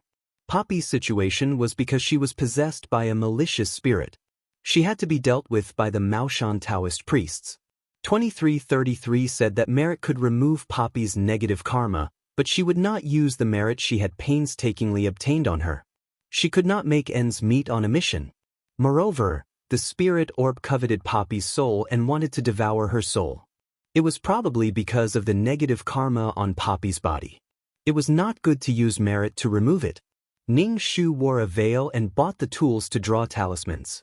She did not stay on the streets and returned to Feng Manor. Feng Qingqian, what are you doing? Poppy looked at Ning Shu writing and drawing on the paper. Don't tell me you're going to exorcise a ghost. Correct, it's exorcism. Ning Shu silently chanted the incantation, gathering the spiritual qi of heaven and earth at the tip of the cinnabar brush. However, it was not easy to successfully draw a picture. Every time he drew halfway through, his body would become extremely tired. Feng Qingqian, you can't be thinking that you can chase me out of my body with these Taoist lies, right? Dream on. Poppy tried hard to seize control of the body. However, she found that it was extremely difficult. Moreover, the golden light in the other party's soul made her soul feel very uncomfortable. She did not know what the golden light was. Feng Qingqian, do you have to do this? Feng Qingqian panicked when she couldn't get her body back. Feng Qingqian, what good will it do you to chase me out of your body? Of course there are benefits. Ning Shu heard footsteps outside and put the things away. Didn't you say that only the strong can dominate the body? Now, I'm going to get your soul out of this body. Ning Shu said indifferently. Poppy was stunned and immediately said, You are not Feng Qingqian. Feng Qingqian would not do something like this. You and I are both outsiders. What right do you have to chase me out of this body? You have no right. Only the strong can dominate the body. Ning Shu smiled. Pei Lan walked in and saw the young miss looking at her. Her lips curled up. She did not know why, but Pei Lan shivered. It was summer, but she suddenly shivered. Young miss, Xiao Chui is here to deliver something. Pei Lan bowed to Ning Shu. Xiao Chui was a servant who did chores. When she walked in, her eyes rolled. Ning Shu bowed. Greetings to the fourth young miss. This is what the second prince asked me to deliver to you. Ning Shu looked at the item in Xiao Chui's hand. It was an exquisite pouch. It was very colorful and every stitch was drawn with a peony flower. Xiao Chui held the pouch as if she was holding a flower. Ning Shu's nose twitched. He smelled a light and elegant scent from the pouch. Ning Shu and Pei Lan nodded. Pei Lan accepted the item. Xiao Chui looked at Ning Shu eagerly. Ning Shu tipped Xiao Chui and Xiao Chui left happily. Ning Shu opened the pouch. There was a jade pendant inside. It was half a jade pendant. It was obvious that the jade pendants were a pair. The other half should be in the second prince's hands. There was also a piece of paper in the pouch. It was a letter written by the second prince. Ning Shu glanced at it. It was nothing more than an apology. Sorry about the cancellation of the marriage. Then he said some sweet words that seemed to be true but were not. Ning Shu could not help but want to roll his eyes. The second prince really thought that he was in high demand. He probably knew that this body had a princess mother and an emperor uncle, and wanted to redeem himself. You want to redeem yourself? Also, he had a servant secretly send it over. He probably did not have good intentions. He probably wanted to have a private conversation with her. Ning Shu put the jade pendant and the letter in the pouch. Then he tied the pouch and gave it to Feng Chang. After Feng Chang finished reading the letter, he raised his rough eyebrows and said, "You don't have to worry about this matter. I will take care of it." "Thank you, father." Ning Shu bowed and smiled slightly. If the second prince knew that this letter was in Feng Chang's hands, who knew what expression he would have? The second prince treated everyone else as fools. He insisted on canceling the marriage. Now that he had cancelled the marriage, he knew that his fiancée had a noble status. Then he wanted to redeem himself. He directly told others that he wanted to use them. "Damn, you are the only smart person. Everyone else is retarded." After that, Feng Chang punished Xiao Cui, who had delivered the letter, and sold her. With such a servant girl, if other people wanted to communicate with the young ladies in the manor, they would be given some benefits. How would the young ladies of the Feng family live? Ning Shu did not receive anything else from the second prince. Ning Shu stayed in the orchid garden peacefully. When he had nothing to do, he would draw talismans. Poppy wanted to fight for control of the body at every moment, but she did not succeed once. "Feng Qingqian, what right do you have to keep occupying this body?" Poppy could not help but roar at Ning Shu. "Only the strong can occupy it," Ning Shu said lightly. "You are not Feng Qingqian at all. You do not have the right to occupy this body as the owner," Poppy said.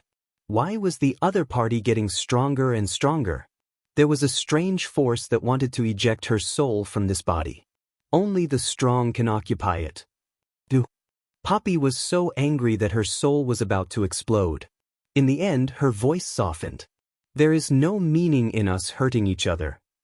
"No, it is very meaningful," Ning Shu said with a smile. Poppy did not say anything else. She gathered her strength and started to fight for control of the body. Ning Shu took the talisman and chanted a spell. He put the talisman on his forehead. Poppy suddenly screamed. Her voice was filled with pain. "Stop, Feng Qingqian. I asked you to stop." Ning Shu's body exploded with thick black gas. In the end, the talisman on Ning Shu's forehead was corroded and turned into black ash. Ning Shu could not help but shake his head. The talisman was indeed too weak. It could not take down Poppy in one go. "Feng Qingqian." Poppy's voice was very weak. "Why do you have to kill me? I can leave this body.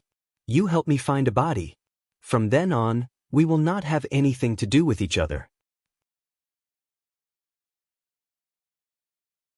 Chapter 9:22. Poppy saw that Ning Shu knew some Shen techniques, and with the attack just now, Poppy felt a little weak. She felt that there was no chance of winning, so she took a step back. And the power of the talisman just now felt like it was going to tear her soul apart. It was a pain that went deep into her soul. "Feng Qingqian, I think we can talk," Poppy said. Now, Poppy put Ning Shu on the same level and wanted to talk. Before this, she was always high and mighty. What's there to talk about? There is only one body and one soul. Either you get lost or I stay, Ning Shu said as he wiped his sweat. After the torment just now, his body was very weak. Ning Shu thought about it and sat cross-legged on the bed to cultivate. After all, Poppy already knew that she was not Feng Qingqian. "Hey, Feng Qingqian." Poppy saw that Feng Qingqian was ignoring her, so she tried to fight for the body. But she was hurt by the golden light in her soul. Poppy was very annoyed. What the hell was this? Damn, this golden light could automatically attack and defend. Could it be that this girl was also a transmigrator and wanted to fight for the body with her? Shameless and shameless. She even pretended to be Feng Qingqian. Ning Shu cultivated a little bit of Qi Jin in his energy center and stopped cultivating. He clenched his fist and felt that his body was stronger. He took out the talisman and continued to draw. "Feng Qingqian, let's talk." Poppy saw that Ning Shu was playing with this thing again and couldn't help but say, "Why do we have to be so hostile? We can work together. You can take Feng Qingqian's body and help me find a body. How about that?" Ning Shu held the cinnabar pen and asked, "Why should I help you?" Poppy might be easy to talk to now, but if he really helped her find a body, the first thing she would do would be to kill him. Poppy believed in paying back 1,000 times. "Do you think I am so easy to talk to?" Ning Shu smiled and said, "Didn't you say that I am easy to bully?" Now I will listen to you and learn. I will not be a good person. Poppy. Ning Shu no longer paid any attention to Poppy. Holding the cinnabar brush, he activated the energy within his body and smoothly drew out a piece of talisman paper. When Poppy saw the paper, his soul shook. He said angrily, "Feng Qing Qian, do you really want to die with me? If you're so vicious, I won't let you off even if I die." Ning Shu formed a hand seal and placed the talisman on his forehead. "But, Feng Qing Qian, I will die with you." Poppy roared ferociously. He didn't care about his life and rushed towards Ning Shu. Ning Shu chanted the incantation and felt Poppy's soul clashing heavily against hers. Even her soul felt like it was about to crumble. Ning Shu was having a hard time, but Poppy was having an even harder time. The power of the talisman and the injury from the golden light of virtue caused his soul to become a lot weaker. It roared in pain and groaned for a long time before it stopped. It wasn't clear whether it was because he was afraid or because he was gathering his strength, but he didn't make another sound. Ning Shu wiped away his sweat and put the things away. Outside, Pei Lan asked Ning Shu, "Miss, it's lunchtime now. Do you want to eat?" Ning Shu grunted in acknowledgement. Pei Lan came in with a lunchbox. Seeing that Ning Shu's face was a little pale, she asked, "Miss, are you okay?" "I'm fine." Ning Shu picked up his chopsticks and ate. Pei Lan stood to the side, stealing glances at Ning Shu from time to time. She looked like she wanted to say something but stopped. The miss now didn't look like she was going to do anything big. She was completely different from the miss before. She locked herself in her room every day and didn't know what she was doing. She didn't even let her in. Did she not trust her? What was the meaning of leaving them hanging like this? Couldn't she give a definite answer? Ning Shu finished his meal and wiped his mouth. He asked Pei Lan, "What is it?" "Miss, Big Brother just wants to know what Miss's plan is." Pei Lan finally spoke her mind. They had followed Miss because Miss said she had the power to help them take revenge. But until now, Miss hadn't done anything. Big Brother didn't even have money to eat now. Last time, Miss had given him a few taels of silver. It was already not easy for Big Brother to persevere until now. What was the situation? Could he explain it clearly? His attitude changed again and again. It was very confusing. Ning Shu's expression was cold. "I haven't thought about it yet. I'll tell you when I've thought about it." She had set up an assassin group and a brothel. As a woman, Poppy was such a scourge to women. Not to mention giving a homeless woman a place to stay. Under Poppy's domineering aura and the protagonist's aura, these daughters could give up their modesty and dignity.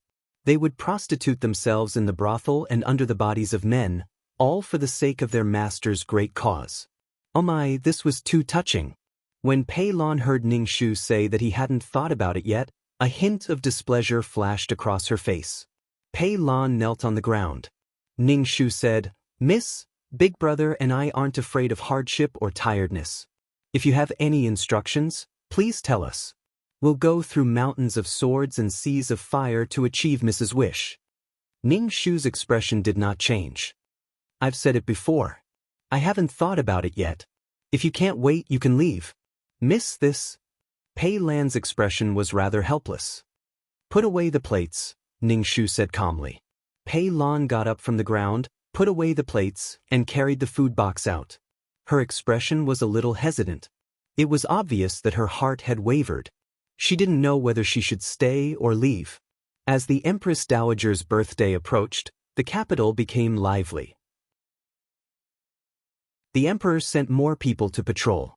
Feng Manor also sent more people to patrol. Prince Xian came as well. Prince Xian could have come, but he stopped an army of close to 1,000 people outside the city. His excuse was that they were going to exterminate bandits along the way. Prince Xian also knew that the Emperor did not like him and did not dare to come alone to celebrate the Empress Dowager's birthday. Even at the risk of being suspected by the Emperor, he had to bring people along. If he really did not have enough people with him, he might not be able to leave the capital. After all, the Emperor did not like him. Bringing people along would make the Emperor wary. Ning Shu did not sleep at night. He sat cross-legged on his bed and cultivated. In the middle of the night, he could faintly hear the sound of tiles on the roof moving. Clearly, someone had stepped on it. Ning Shu was speechless. She had already moved to another place. Why was she still able to follow him here? The plot was really messed up. Poppy, who had disappeared without a trace previously, was now trying her best to fight for control of the body. Poppy's soul power had probably become stronger after recuperating for a period of time. Ning Shu guessed that Poppy had merged these unconscious spirits into her soul. That was why she had the power to fight for control of the body with Peilon. And now that Prince Xian had appeared, Poppy had started to fight for control of the body. Clearly, she wanted the male and female leads to meet. Poppy saved her energy and did not even say a single word to Ning Shu. She gathered all her strength, wanting to snatch the body back. Ning Shu saw a black shadow flash past the window. Poppy's soul in her body was going berserk again, coming at her aggressively. Chapter 9:23. Ning Shu let out a cold laugh. He was determined not to let the two of them meet. Ning Shu recited the incantation and pasted a talisman on his chest and another one on his forehead. At the same time, he used some merits. Under the dual attacks, thick black vile aura was emitted from Ning Shu's body. Poppy's pained bellow rang out in his mind. Feng Qingqian, I won't let you off. I'm going to destroy this body. None of us will be able to live. Ning Shu let out a cold laugh. All right then, let's perish together. Ning Shu's nose twitched. He smelled a strong stench of blood, as well as a murderous aura. Ning Shu circulated the force in his body and jumped out of the window. He did not wish to meet Prince Xian at all. Who is it? Ning Shu, who was patrolling, shouted. Ning Shu stepped out from under the tree's shade and said, It's me. I'm going to look for Father. You guys patrol properly. Ning Shu went to the main courtyard. It was already midnight, and the Feng residence was very quiet. Everyone had fallen into a deep sleep. When Ning Shu went to look for Feng Chang's expression was one of displeasure. His illness acted up in the middle of the night? Father, someone snuck into our residence, Ning Shu said. Feng Chang put on his coat. Don't spread the news. Regardless of whether or not someone has barged into the residence, don't spread the news. That was right. If the emperor were to find out that they had taken in the injured Prince Xin, he would suspect that the Feng clan was in cahoots with Prince Xin. Feng Chang led the team to patrol and arrived at the orchid garden where Ning Shu stayed. He turned on the lights and saw traces of blood on the floor. Feng Chang waved his hand and got someone to search the room. Prince Xin, who was holding onto his wound, frowned. He gritted his teeth and fled the Feng residence. Many people were chasing after Prince Xin. He had wanted to flee out of the city and join up with his army. However, the city gates were already closed. He could only sneak into a commoner's house and hold a lady hostage to treat his wound. In the storyline, it was Poppy who treated Prince Xian's wound. As an assassin, he would definitely know how to treat wounds. In the end, Poppy even dealt with the bloodstains in the house without batting an eyelid. It was this calmness, as well as the fact that Feng Xingjian did not show any signs of weakness, that attracted King Xian. However, the lady whom Prince Xian had kidnapped had never seen such a scene before. She was so scared that she was in a daze, not knowing how to treat his wounds. Prince Xian's countenance turned increasingly pale. Moreover, there was poison in his wound, causing it to bleed incessantly. The emperor was really vicious. Prince Xin looked at the woman who was so frightened that she was trembling. He was so infuriated that he could only flee once again. Feng Chang got someone to clean up the bloodstains in the room. Everything was done quietly without alerting anyone else in the residence. When Feng Chang returned, Ning Shu asked, "How did you know that someone went in?" "I was thirsty in the middle of the night, so I got up to drink some water. I saw several figures flashing by the window, so I got scared and came to find you, Father," Ning Shu said as if he was telling the truth. "Father, why don't I go somewhere else? I'm scared. The bloodstains have been cleaned up. I don't think they'll come back. Go back and sleep in peace." Feng Chang waved his hand. "Keep this matter to yourself, okay?" "Yes." Ning Shu nodded his head. But what if they still come back? Feng Chang said directly, if you're really scared, then stay in the front hall for the whole night. It'll be daybreak soon anyway. Ning Shu was speechless. Feng Chang did not go to sleep. Instead, he picked up a teacup and drank tea. There was a worried look on his face. After all, once things got lively, it would be easy for something to go wrong. Ning Shu sat on the chair and looked at Feng Chang.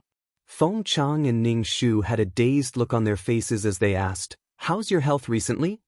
"Still manic?" "It's all right. I'm not that manic anymore.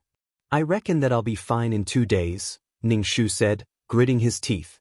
Feng Chang nodded and put down his teacup. "Do you want to look for your uncle? Since you already know about your background, have you thought of returning to the Red Flame country?" "But daughter doesn't know uncle." "I don't know anyone from the Red Flame country," Ning Shu said. The Red Flame country was so far away. Even if she wanted to go back, she would have to wait until the princess mother came back to find her. If she ran over like this, she might not even be able to see the emperor's uncle. If she ran over and said that she was the eldest princess's daughter, he would only think that she was crazy. "Father, daughter wants to stay in the Feng family," Ning Shu said. Feng Chang nodded. "If you want to stay, then stay. When you have nothing to do, go visit your mother and apologize to her. These are all matters of the inner residence. You coming to me directly has already made your mother unhappy." Ning Shu knew that she was in the wrong, but Madame Wang did not like her. If she went to find her, she would not pay attention to her. She could only come to Feng Chang. Ning Shu nodded. "Daughter understands." Sigh, it would be strange if Madame Wang did not have a knot in her heart. She only hoped that after she left, her princess mother, who was searching for a husband, would appear and take the original owner away. Madame Wang was the master of the inner residence. She could easily make people suffer without being able to say anything. "Apologize to your mother properly. I will find time to tell her about your background. She probably won't hold it against you. In the future, don't go crazy so easily. Think before you speak." You are now a daughter of the Feng family. Your every action is related to the family, Feng Chang said. Ning Shu nodded. "Daughter, try not to go crazy in the future." Feng Chang put down the teacup. "You stay here. Father is going to take a nap. Tomorrow I still have to go to the palace to celebrate the Empress Dowager's birthday." "Oh right, you are noble consort Du's adopted daughter. You also have to attend the banquet. Do you have clothes?" "Damn, why didn't you say so earlier?" Ning Shu smiled. "Not at all, father. The original owner did not have any good clothes." Feng Chang said, "Oh, that's right. You just broke off the engagement. You should stay at home. You don't have to go." Ning Shu, "Then why did you say that?" After Feng Chang left, Ning Shu also returned to Orchid Garden. He entered the room. Although the bloodstains on the ground had been cleaned up, there was still a bloody smell. Ning Shu checked the entire room. After making sure that there was no one else in the room, he sat cross-legged on the bed to cultivate. "Feng Qingqian, what do you want?" Ying Su's weak voice sounded. Her heart was filled with an indescribable sense of loss. It was as if she had missed out on something extremely important. This made Ying Su feel extremely uncomfortable. "Feng Qingqian, we can work together. You help me find a body and I will leave this body. It is meaningless for us to fight like this. It will only hurt both of us." Ying Su calmly negotiated with Ning Shu. She also did not scold Ning Shu like before. Ning Shu asked, "Why should I help you? If I help you, you might take revenge on me. Why should I raise a tiger?" Ying Su pointed to the sky and swore. "I, Ying Su, swear to the heavens that as long as you help me find a body, I will not take revenge on you." Ning Shu smiled. He did not believe a single word. Ying Su was a modern person. She did not believe in any punishment from the heavens or retribution. Ying Su did not even take her own oath seriously. She did not take it to heart. Chapter 924. He was afraid that while Ying Su was making an oath, she was thinking about how to take revenge on her and pay her back double. Ning Shu merely smiled. "Don't take others for fools, especially someone like Poppy who would seek revenge for the smallest grievance. If others offended her even the slightest bit, she would cut the weeds and dig up the roots, not to mention how ruthless she was. She treated Ing-su so badly. It would be strange if Ing-su let her go. To deal with this kind of person, she must be completely exterminated. It was impossible to help Ing-su find a body and leave a bomb for the original owner. With the original owner's ability, she would be crippled in one round. Feng Qingqian, I have already made an oath. You should be relieved now. Feng Qingqian said to Ning-shu. Ning-shu lightly said, without any binding oath, you want me to run errands and find a body. I am actually not as cheap as you think. Ning-shu closed his eyes to cultivate. No matter how Ing-su called him, he ignored her. The next morning, Lady Feng's mama delivered a set of clothes and some jewelry. The mama said with a stiff face, "Fourth young miss, these are the clothes that Lady Feng sent over. Fourth young miss, please wash up and go to the palace together to celebrate the Empress Dowager's birthday." Ning-shu gently said, "Thank you mama for making this trip. Help me thank mother." The mama nodded with a stiff face. Looking carefully, there was disgust and contempt for Ning-shu in the depths of her eyes. Ning-shu did not care about this mama's attitude. No matter how angry she was still the fourth young miss of the Feng family. Even if she scratched her heart and lungs, there was nothing she could do. The maidservants brought over by the mama helped her wash up and dress up. After dressing up, Ning-shu looked at the person in the bronze mirror. She was very beautiful. The original owner's body was a beauty. Ing-su later became so beautiful. If her foundation was not good, how could she attract so many men? After all, men used a woman's appearance to decide whether or not to dig deeper into her inner beauty. Ning-shu left the Feng manor with her hair in a heavy bun and a hairpin in it. Feng Chang and Madame Feng were waiting for Ning-shu. When Feng Fian saw Ning-shu, she mocked. Fourth younger sister is really delicate. She made father and mother wait. All right, Fei Yan is leaving. Madame Feng swept a glance at Ning-shu and called for Feng Fei Yan to enter the carriage. Feng Fian glared at Ning-shu, but Ning-shu didn't care. Ning-shu wouldn't bother to bicker with a girl who was younger than him for this kind of conflict between little girls. Ning-shu moved her neck and apologized to Feng Chang. Your daughter is late. All right, pay attention to your etiquette at the banquet. If there's anything, just let me know. Feng Chang urged his horse away. Ning-shu got on the palanquin and walked at the back of the group. There was a box in the palanquin. It was clearly a birthday gift that the Feng family had prepared for the Empress Dowager. During the entire banquet, Ning-shu didn't have much of a presence. He basically didn't speak, so basically no one paid attention to Ning-shu. However, there was one person who kept looking at Ning-shu with a deep gaze, as if he had something to say. The second prince kept signaling Ning-shu with his eyes, but the other party simply ignored him. The second prince even wanted to talk to Ning-shu alone. However, the other party didn't respond at all. This made the second prince very depressed. The jade pendant that he sent last time was also sent back. There was also a piece of paper. The handwriting was very messy and coarse. It said, "Your Second Highness, this official already has a wife and a family." At that time, the second prince's face turned green. Who wrote this for that old fool Feng Chang? Feng Chang's reply almost made the second prince vomit out the food he ate last night. Who the hell loved Feng Chang? Thereafter, he tried to pass things to the Feng residents, but they were all returned. Even when he tried to pass things to the Feng clan's first daughter, Feng Fian, he was unable to pass them. Moreover, Ning-shu didn't leave the residence, making it so that the second prince couldn't find a chance to speak to Ning-shu, let alone flirt with him. The second prince's eyes were cramping up, but Feng Xinjian didn't even look at him. Ning-shu scanned the entire banquet without leaving a trace. When he saw that Prince Xian was present, his countenance was very pale. However, this didn't affect Prince Xian's peerless grace. As the male lead, Prince Xian's grace alone could suppress the brilliance of everyone present. He was like a shining body, attracting people's attention wherever he went. Judging from his situation, he probably wasn't in a good state. Ning-shu took a glance and then retracted his gaze. He didn't want to have anything to do with Prince Xian, nor would he be nosy enough to deal with Prince Xian. The moment he met Prince Xian, Poppy's soul went on a rampage. Clearly, he wanted the male and female leads to meet. Ning Shu wouldn't let the two of them meet. If the two of them were to meet, then the world would be turned upside down. The two of them would stir up chaos in the entire land and then eventually succeed in unifying the land. Alright, you guys are the most amazing.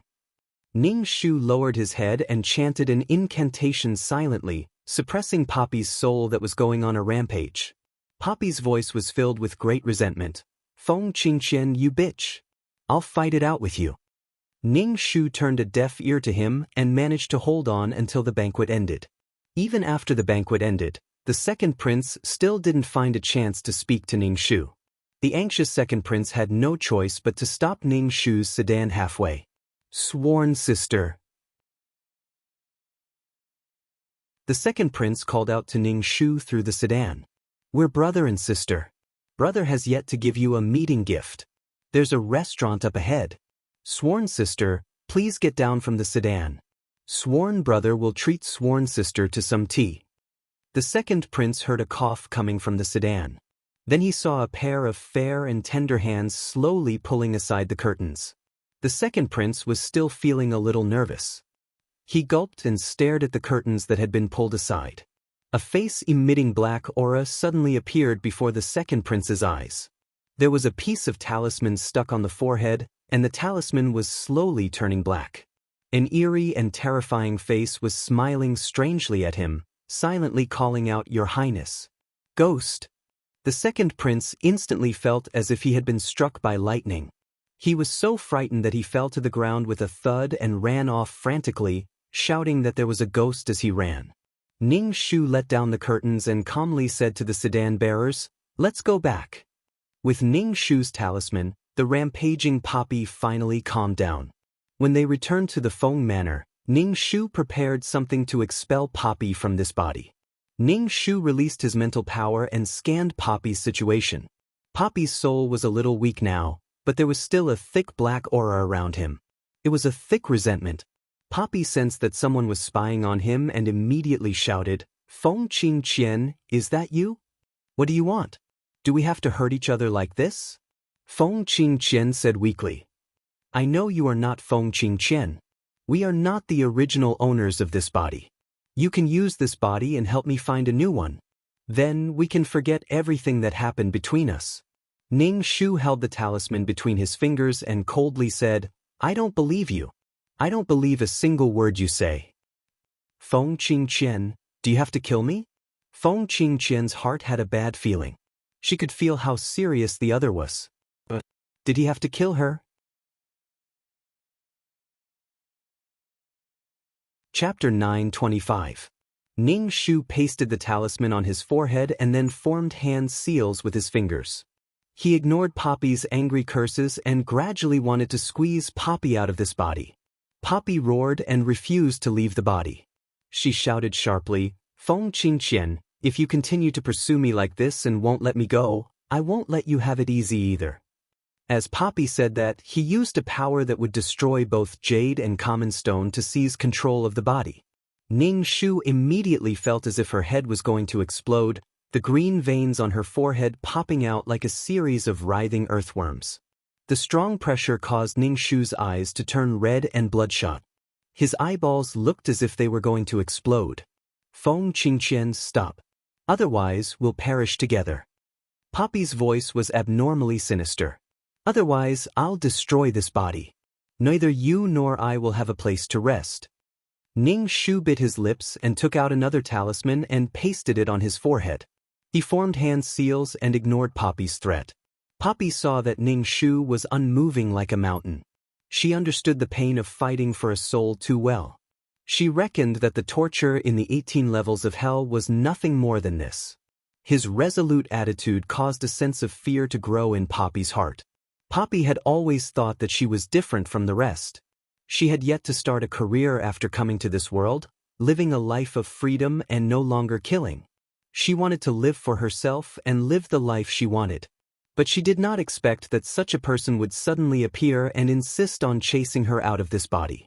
He did not even care when she cooperated with him and was bent on killing her.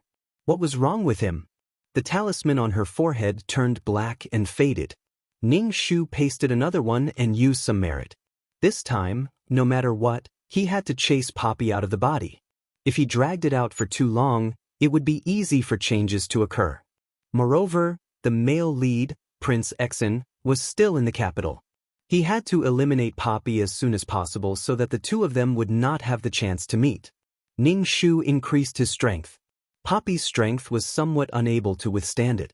A sense of panic surged in Poppy's heart. If she lost her body, would she gradually dissipate? Feng Qingqian, Feng Qingqian. Poppy's voice had an almost undetectable pleading tone. It was probably because he had never begged anyone before. Even when he was pleading now, it had a kind of high and mighty feeling. Ning Shu felt as if his soul was being pricked by countless needles.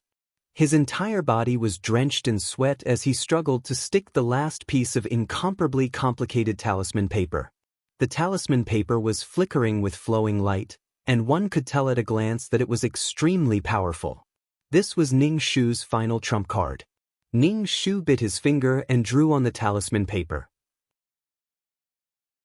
Then he placed the talisman paper on his forehead. Ah! Feng Qingqian screamed. She felt a strong force trying to squeeze out her soul. A gust of wind blew in the room, blowing the windows back and forth, making crackling sounds. "Miss, what's wrong? Do you want this servant to come in?" Peilon shouted from outside the room. No need to come in," Ning Shu said, gritting his teeth. Feng Qingqian was about to be squeezed out of the body, but she used all her strength to drag Ning Shu's soul. Ning Shu felt as if he was about to be pulled out of the body as well. Ning Shu cast the spell. In the end, Poppy was still pulled out of the body. Her soul was not protected by a physical body. When it appeared in the air, her soul shivered. Feng Qingqian. Poppy's face finally changed. She could not help but beg Ning Shu, "Feng Qingqian, I have already left this body. Help me find another body. We can work together." Ning Shu wiped the sweat from his eyes and said to 2333, "Give me the soul pearl." Instantly, a pitch-black soul pearl appeared in Ning Shu's hand. It was like a black hole that could swallow everything. This soul pearl had swallowed the soul of a ghost king. It had also swallowed the 9-yin flame. Now, the soul pearl was even purer. It felt cold in his hand. If he held it for a long time, he would feel a piercing pain from the ice. The moment the soul pearl appeared, Feng Qingqian's soul shivered. It was as if she was facing the most terrifying thing in the world. Her soul started to tremble instinctively. "Feng Qingqian, don't be like this. We can work together." Feng Qingqian's voice was anxious. "I know how to make guns, bombs, soap. I know a lot of things that this era doesn't have. We can work together and earn a lot of money. We can break through the shackles of this era and reach the peak of power." These things allowed Poppy to succeed. She successfully became one of the two emperors. Together with Prince Exin, they were called the two emperors. It was only because she was the female lead. If it was someone else who had mastered so many skills, they would have been caught long ago. A man's wealth was his own ruin. Ning Shu held the soul pearl. He could not be bothered to talk to Poppy. He wanted to settle this as soon as possible. If the main character encountered any danger, there would be an expert to save her. Feng Qingqian. When Poppy saw the soul pearl, her soul shivered violently. Although she did not know what this thing was, an uncontrollable fear rose in her heart. Poppy turned and was about to float away when Ning Shu threw the soul pearl at Poppy. The moment the soul pearl came into contact with Poppy's soul, it trembled slightly and started to absorb Poppy's soul. Poppy struggled hard but was unable to break free. In the end, she shouted, "Bitch, I curse you to die a horrible death. You'll be lonely for the rest of your life. You're a pitiful worm who is bullied by others." Ning Shu's expression was calm. He did not take this curse to heart. Don't forget that she had the conviction halo that could resist all curses in the world. "Sorry, I'm going to disappoint you." Poppy's expression was deranged. She looked at Ning Shu with eyes filled with venom. Her face was filled with unwillingness. She was going to die before she succeeded. She should have been able to shine in this world. In the end, such a person appeared and caused her to fail. No matter how unwilling Poppy was, in the end, her soul was absorbed by the soul pearl. After absorbing the soul pearl trembled slightly. Ning Shu reached out his hand and the soul pearl flew back into Ning Shu's hand. Ning Shu plopped down on the chair. His entire body was limp. After drinking 2 cups of tea, Ning Shu opened his hand and looked at the soul pearl. He released his psychic power to explore what was inside. But he could not find anything. It was dark and he did not know how deep it was. It was an endless darkness. And this thing seemed to be absorbing his psychic power. Ning Shu quickly retracted his psychic power. Bang! There was the sound of a foot stepping on the roof tiles. Ning Shu immediately asked 2333 to put away the soul pearl. He raised his head and stared at the roof. Who, which thief? Ning Shu shouted coldly. Immediately after, an old man with white hair and a ruddy complexion jumped into the room through the window. The moment the old man came in, he scanned the entire room. Finally, his gaze stopped on Ning Shu. The old man's face had a puzzled look. He stared at Ning Shu and looked left and right. Then he pinched his fingers, like a charlatan, calculating again and again. As he calculated, he looked at Ning Shu, as if something was bothering him. Chapter 926. This old man did not have any wrinkles on his face, and his complexion was extremely good. He had the air of a transcendent being, looking like an otherworldly cultivator. At that moment, the old man had a conflicted and puzzled look on his face. That's not right. The purple light is surging towards the sky from this direction. The Son of Heaven is here. The old man looked at Ning Shu again and shook his head. No, it's not this girl. Ning Shu just looked at him silently. This old man should be Poppy's master. He did not know if he could tell that Poppy had great fortune, or if his personality was right for him, but he insisted on making Poppy his disciple. This old man was someone with real ability. He knew the art of divination, and also knew some health-preserving techniques. After becoming Poppy's master, he taught Poppy quite a few skills. Ning Shu could not help but rejoice in his heart. Fortunately, he had not chattered with Poppy and had decisively kept Poppy's soul. Otherwise, this master who had come to rescue him would have saved Poppy, and he would have cried his eyes out. In the future, he must be decisive when doing things. If he did not succeed, he could not be complacent. No one knew what would happen in the next moment. Old mister, it's not good for you to barge into a girl's boudoir like this. Ning Shu said with a cold expression. Pei Lan was clearly outside, but why was she not making a sound? The old man knitted his long eyebrows tightly. Girl, forget it. I'd better go somewhere else to look. It was clearly this place where the purple light was surging towards the sky. The old man shook his head in puzzlement. Purple light surging towards the sky? Are you sure? Shouldn't it be the Yin energy surging towards the sky? The purple light meant that Poppy had the destiny to become an emperor. You only saw the purple light surging towards the sky, but did you not see the negative karma surging towards the sky? Farewell. I won't see you out. Ning Shu said indifferently. The old man jumped out of the window with a puzzled look on his face. Ning Shu quickly opened the door and saw Pei Lan sleeping on the ground. Suddenly, a small stone was thrown over and hit Pei Lan. Pei Lan, who was sleeping, woke up. Miss, what's wrong with me? Pei Lan opened her eyes in a daze. Ning Shu narrowed his eyes. This acupoint sealing skill was not bad. He should learn it when he had the chance. It's nothing. You just lay on the ground and slept. Ning Shu turned and went back into the house. Pei Lan furrowed her brows in confusion. Ning Shu stretched his neck, feeling rather tired mentally. So, he laid down on the bed to rest. Since he had gotten rid of Poppy, the biggest problem in his body, it was time to relax. From the moment she entered this entire world, her mind had been extremely tense, and she had to be on guard against Poppy, who was in the same body as her at all times. He also had to prevent the Poppy from stealing his body. Ning Shu told Pei Lan not to disturb him. After resting for a while, he fell into a deep sleep. After sleeping for an unknown amount of time, Ning Shu opened his eyes. In front of him was a magnified face, staring straight at him. Moreover, it was staring cross-eyed. "Old mister, don't tell me you still want to be a flower thief at your age," Ning Shu calmly said. "Was there anyone else in this room before?" The old man asked.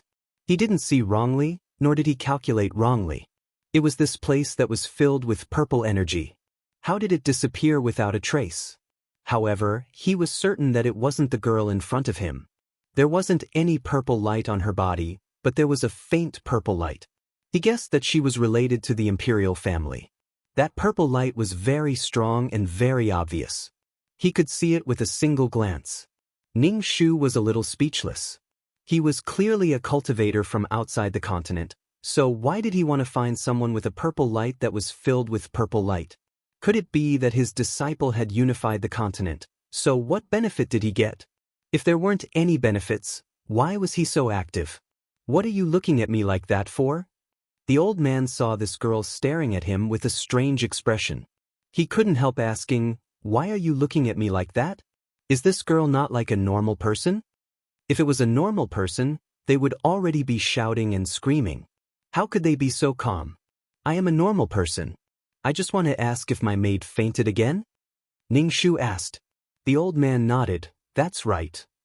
Why do you keep saying you are looking for someone with a purple light that is filled with purple light?" Ning Shu casually asked. The old man shook his head. "It's nothing. I just want to see what Son of Heaven looks like." Ning Shu only chuckled twice. "I don't see anyone with a purple light that is filled with purple light." Ning Shu's lips curled. "Old mister, please leave. If you are treated as a flower thief at this age, you won't be able to protect your integrity in your later years." The old man stroked his beard and couldn't help but sigh. He jumped out of the window again and threw pebbles at Pei Lan as he left. Pei Lan crawled up from the ground with a stunned expression. She didn't know why she was lying on the ground again. Ning Shu sat on the bed. It wasn't that she didn't want to take this old man as her master and wanted to learn his pressure point technique, but this old man clearly had a request and wouldn't accept a disciple like her. What he wanted was a disciple with a soaring destiny, a disciple that could accomplish great things. Ning Shu didn't believe that there weren't any benefits. She just didn't know what benefits there were. "Young miss, you're awake?" Pei Lan entered the room and walked to Ning Shu's bedside to ask, "Does young miss want to eat now?" Ning Shu grunted and let Pei Lan prepare the meal. While they were eating, Pei Lan kept staring at Ning Shu, looking like she had something to say. "Speak. What is it now?" Ning Shu asked. "It was nothing more than money." "Young miss, have you forgotten something?" Pei Lan knelt down. "Didn't young miss say that you want to build a power that can protect yourself, a power that can help young miss reach the peak? Why hasn't young miss done anything yet?" Pei Lan's words were interrogative towards the end. She was clearly dissatisfied with Ning Shu's lack of action. Ning Shu glanced at Pei Lan and felt that Pei Lan was already rebelling. She had submitted to Poppy, and now that Poppy was no longer around, it was normal for Pei Lan to have other thoughts. "I have my own plans for this matter. Put away the dishes." Ning Shu waved his hand at Pei Lan. Pei Lan's expression was a little unhappy. She did the work of a servant every day. When would she have the strength to take revenge? Staying in the Feng manor, she felt that Feng Chang was more and more cunning. They had no way of taking revenge at all. Going alone was just sending themselves to their deaths. The siblings had placed all their hopes on young miss, but she did not seem to be keen on pursuing power at all. She was obediently being the Feng family's young miss. Pei Lan pursed her lips and tidied up the dishes on the table. After Pei Lan left, Ning Shu put away the makeup box on the dressing table. She also put away some of the expensive jewelry and some of the silver. Originally, Ning Shu did this just in case, and also to guard against Pei Lan. He did not think that Pei Lan would really sneak into the room at night to look for things. Ning Shu sat cross-legged on the bed and silently watched Pei Lan take out an oil lamp and touch it here and there. Damn, people really had different lives. Poppy could get a lackey just by showing off, but when it was her turn, the lackey wanted to steal her things. Oh my God! The luck in her body was rapidly decreasing. To be more accurate, it was Poppy who had the luck. Once Poppy left this body, This body became an insignificant side character.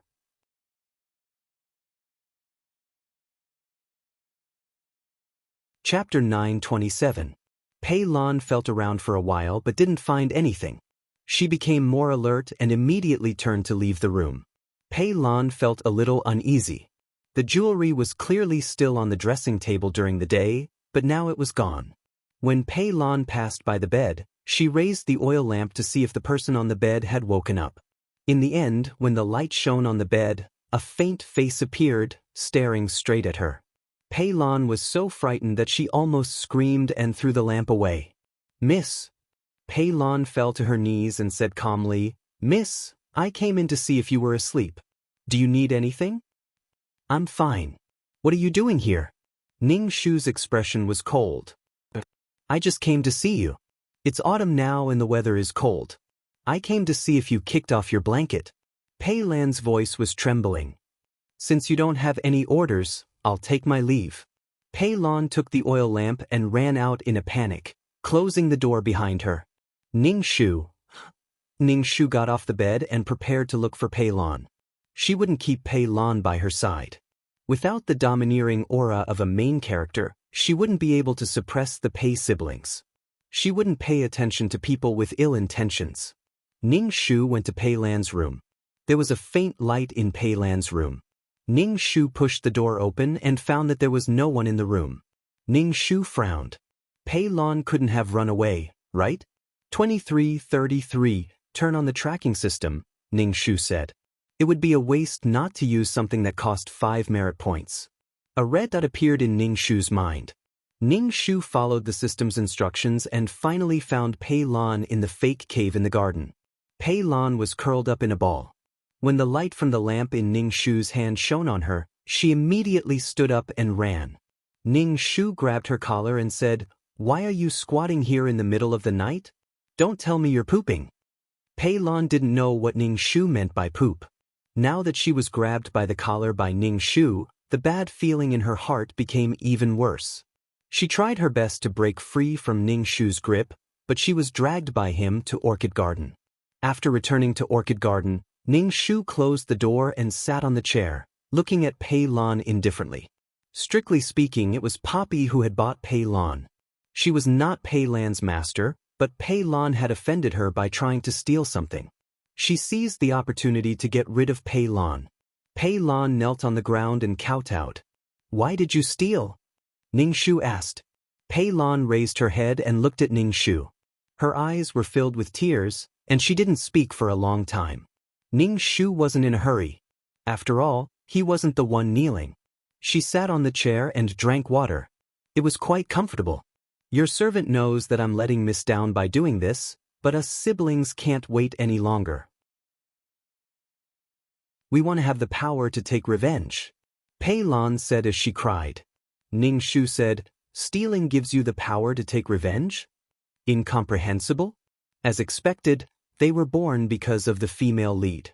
When the female lead became stronger, these people could rise up. Now that Poppy was dead, this Pei Lan had other ideas. Now, she actually wanted to steal her things. Big Brother doesn't have any money on him anymore. Big Brother has been waiting for young Miss orders, but young Miss hasn't done anything yet. Pei Lan said, "Back then, young Miss said she would give us the power to take revenge, but, Ning Shu, no money? Can't a man earn his own money to support himself?" Oh, he couldn't be bothered to work hard, so he just stole things and sold them to make a name for himself. No one else could come up with such logic. She let you escape the status of slaves, but now she couldn't fulfill their wishes, and it became her fault? It was also Poppy who had taken on all the responsibilities and bragged so much that this pair of siblings had such high expectations of Poppy. But she was not Poppy, and she did not have the heart to set up some assassin group or some brothel. "Miss, please forgive me." Pei Lan kowtowed to Ning Shu. "Your servant will never have such thoughts again." Ning Shu grinned and went to find Lady Wang, saying that he wanted to sell off his maidservant. Ning Shu couldn't go find Feng Chang for this kind of inner courtyard matter. Feng Chang's temper wasn't very good. If he went to find him for such a small matter, he would be scolded again. Lady Wang was very cold to Ning Shu. When she heard Ning Shu say that he wanted to sell off his maidservant, she asked for the reason. Ning Shu said that the maidservant stole things. Lady Wang had a servant call over a servant and said to Ning Shu, "This maidservant is yours. Also, the slave contract is not with the Feng manor. You can deal with it yourself." When Pei Lan heard that Ning Shu wanted to sell her off, she immediately knelt at Ning Shu's feet and begged, "Miss, don't sell this servant. This servant was really wrong. She never wanted to go to that dirty slave house again. She was sold like an animal without any dignity. She was also the daughter of a general, but she had been wronged in the slave house. That was why the hatred in her heart was so strong. She wanted revenge at all costs. Now that she was going to return to the slave house, Pei Lan couldn't help but tremble. She realized that life in the general's manor wasn't all that good. If there was no comparison, there was no comparison. But Ning Shu's expression was indifferent. He wouldn't keep this kind of person by his side. She was loyal to Poppy, and she wanted to get revenge on the Feng family. Only someone with a screw loose would keep their enemy by their side. "Miss, you didn't keep your word. You broke your promise." Pei Lan saw that Ning Shu was indifferent and couldn't help but shout, "Miss, you promised me and my brother. That's why my brother and I are so loyal to you. Are you going to abandon us like this? You are nothing more than slaves bought with money. What right do you have to question me?" Ning Shu said with a frown. The more they gave, the more they promised, and the more they wanted. Because Poppy had promised a beautiful future, Pei Lan was unwilling to just obediently be a maidservant of the Feng family. If she wanted revenge, she had to have the power to get revenge. Ning Shu waved his hand and had the servant take Pei Lan away. Pei Lan cursed Ning Shu, cursing Ning Shu for not having a good ending. Ning Shu, they were all cursing her like this. "See," Ning Shu said to the servant, "sell her far away. Don't let her stay in the capital." "Fourth miss, don't worry," the servant said. Pei Yuan would earn his own money to buy his sister back, but the price wouldn't be cheap. These two people existed because of Poppy. Without Poppy, they wouldn't have been able to rise. To put it bluntly, they had hitched a ride on the main character and reached the peak of their lives. After dealing with the matter, Ning Shu bowed to Lady Wang and was about to leave the main courtyard. Lady Wang said indifferently, "You can't have no one to serve you. If you have a suitable candidate, you can promote one to be your personal maidservant. You don't need to tell me." Ning Shu saw that Lady Wang clearly didn't want to be close to him, so he thanked her and left.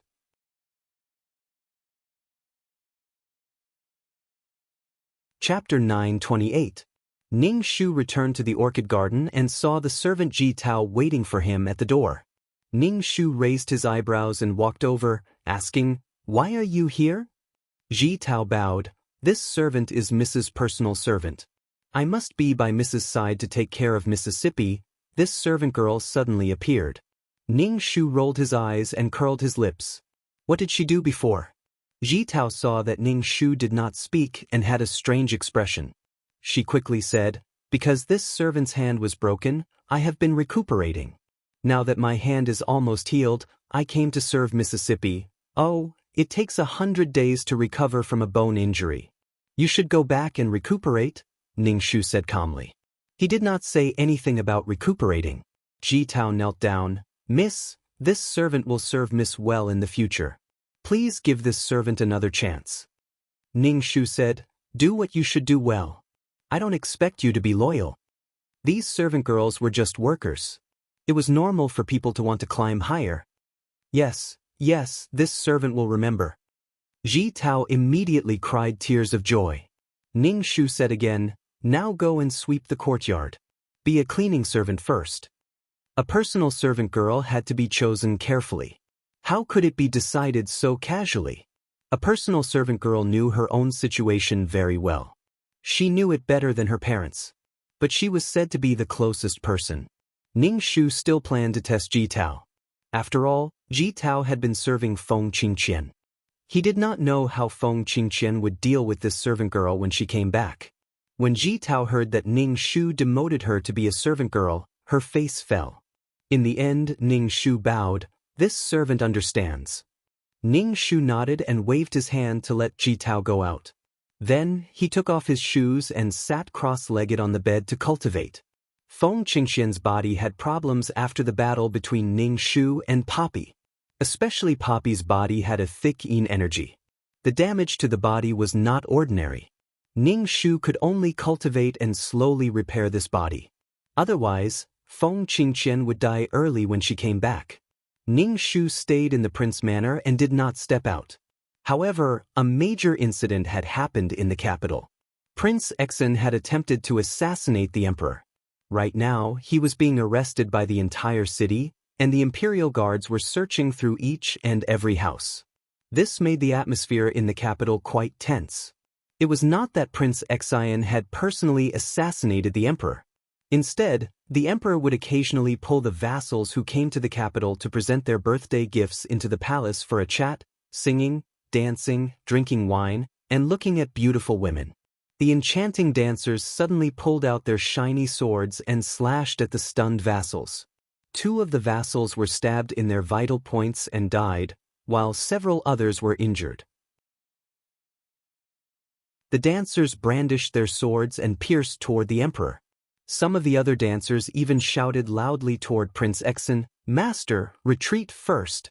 Your subordinates swear to protect you with their lives." They blabbered on and on about how they were extremely loyal even in the face of death. Then, the tokens on their bodies unintentionally fell out. On the tokens, there was the word Prince Exin written in capital letters. Prince Exin's countenance turned grim. A few dancers surrounded him and dragged him away in the name of protecting him. When Prince Exin turned and saw the emperor who had been stabbed in the thigh, he was infuriated. So what if he had been stabbed in the thigh? If he had been so capable, he would have stabbed in the heart. With such a crooked aim, it was just to pin the crime of regicide on him. Relying on his powerful physical, light, strength, Prince Exin killed the dancers who were pestering him and escaped from the palace. The emperor's thigh was wrapped in bandages. He was infuriated and swore to capture Prince Exin. The entire city was on high alert and the city gates were closed. Even Feng Chang had been given orders to find the renegade. Feng Chang could only leave early and return late to look for the culprit. Ning Shu felt a little speechless. The emperor's actions were just short of saying, "I'm going to frame you, and the one I'm going to frame is you." Even the vassals who were with him were unlucky. The emperor probably wanted to deal with these vassals who he did not like and had ceded their territories. How sinister. However, this had nothing to do with Ning Shu. Whenever he had nothing to do, he would guide his chi force to every corner of his body, allowing it to slowly heal his body. However, Feng Chang and the others did not manage to capture Prince Exin. An old man rescued Prince Exin and brought him out of the city, allowing Prince Exin to successfully meet up with his people. Feng Chang and the others were punished by the emperor for failing to capture Prince Exin. Feng Chang was fined half a year's salary.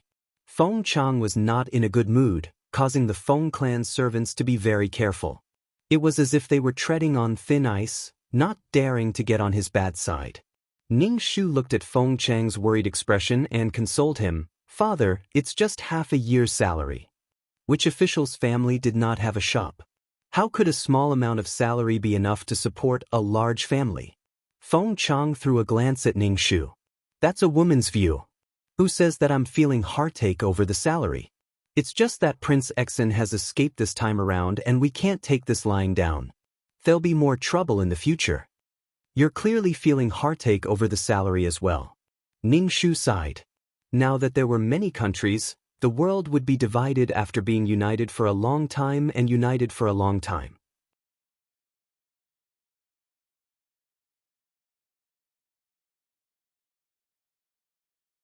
Chapter 929. The princess mother had never appeared before. Now that Poppy had transmigrated into this world, Emma had appeared with the image of a compassionate mother who was filled with guilt. She loved and spoiled Poppy so much. It made up for his lonely and cold heart as an assassin, and he had the care of his family. All the hardships that Feng Qingxian had suffered in the past had been compensated to Poppy. Ning Shu couldn't help but shed tears of sympathy for Feng Qing. Ning Shu opened his attribute panel to see how many points he had earned this time. Serial number 2333 Name, Ning Shu, Intermediate Mission Taker.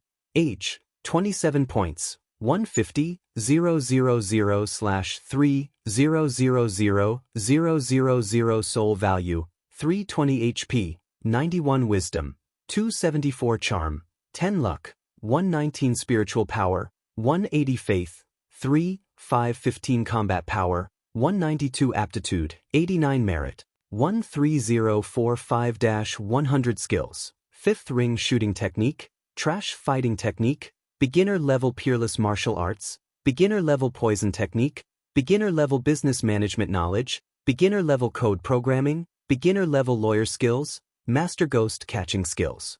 Honorary Titles: Goddess of War, Selfless Ancestor Items, Calm Halo, Faith Halo, Amulet 5, Upgraded Amulet 2. Halo, Mother of the World, Queen's Blessing, Sister Model Worker, Chinshi's Blessing, Leader Halo, Grass Blessing, Best Friend for a Lifetime, Meow Meow Meow's Blessing, Savior, Ju Su Nyang's Blessing, Founding Female General, Chen Ermiai's Blessing. Feng Qingxian's wish was to take back her body. Quest completion rate, 100%. Obtained 3 million points, 40 attribute points, 2,000 faith points, minus 100 merit points. This time, the mission points were relatively low. Although he had only snatched the body, he had lost 100 merit points. The gains do not make up for the losses. Sigh. Sometimes, there would be no merit at all in several worlds. This world used up 100 points in one go. His heart ached so much that his whole body was trembling. It's not a waste for you to have these merits. 2333 said, it's good to have merit on you. The rules of the world will treat you better. After all, people with merit are all good people. This explanation was more acceptable. She was a kind person? Heavy fog. Ning Shu distributed the 40 attribute points. Serial number, 2333 Name, Ning Shu, Intermediate Mission Taker.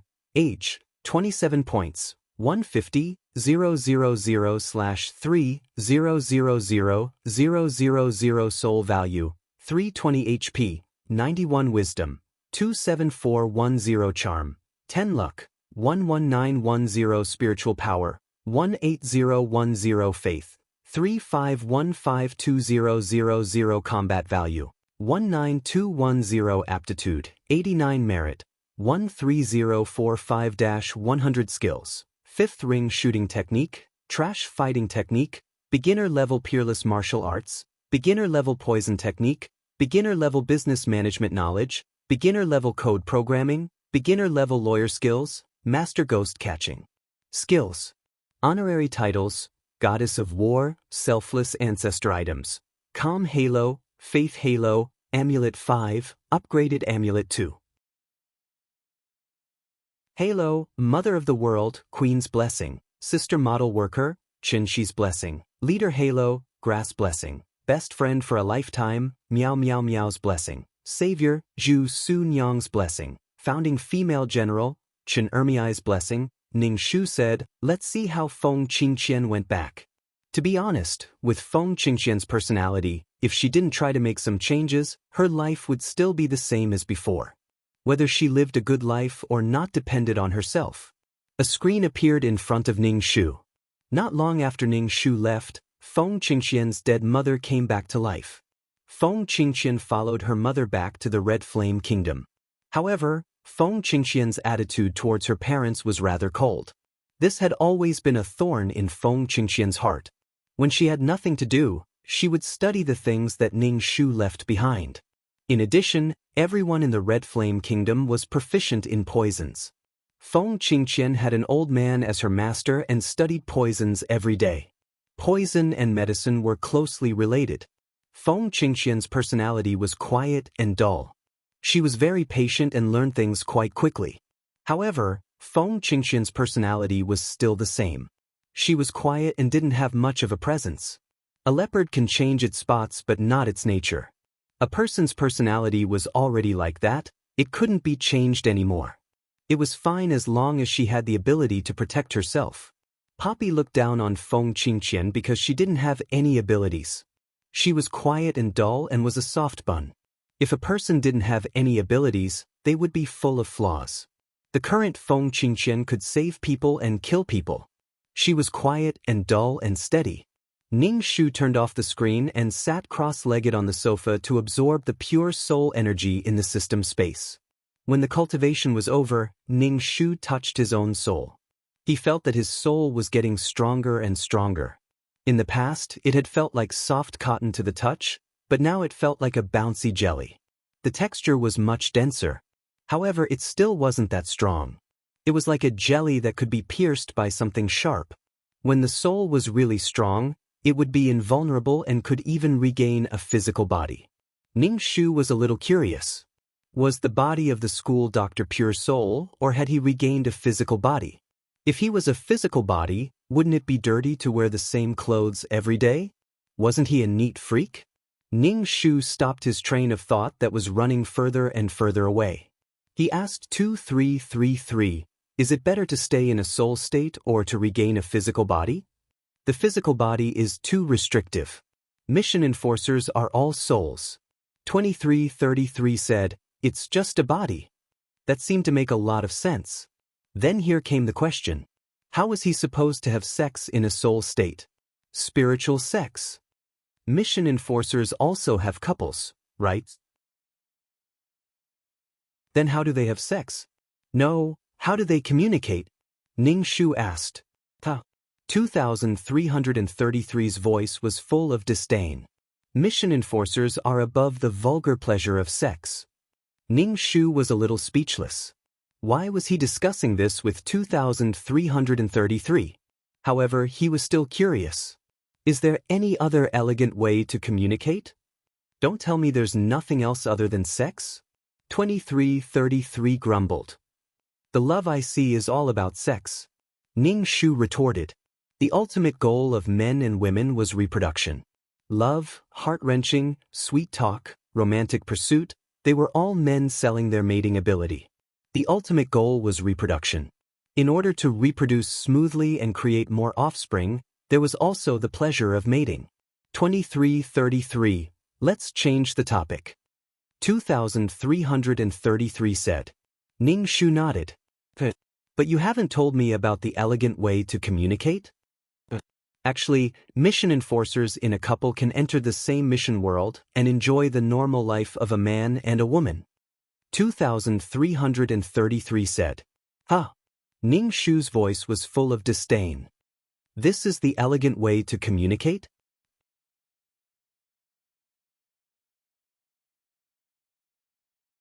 Chapter 930.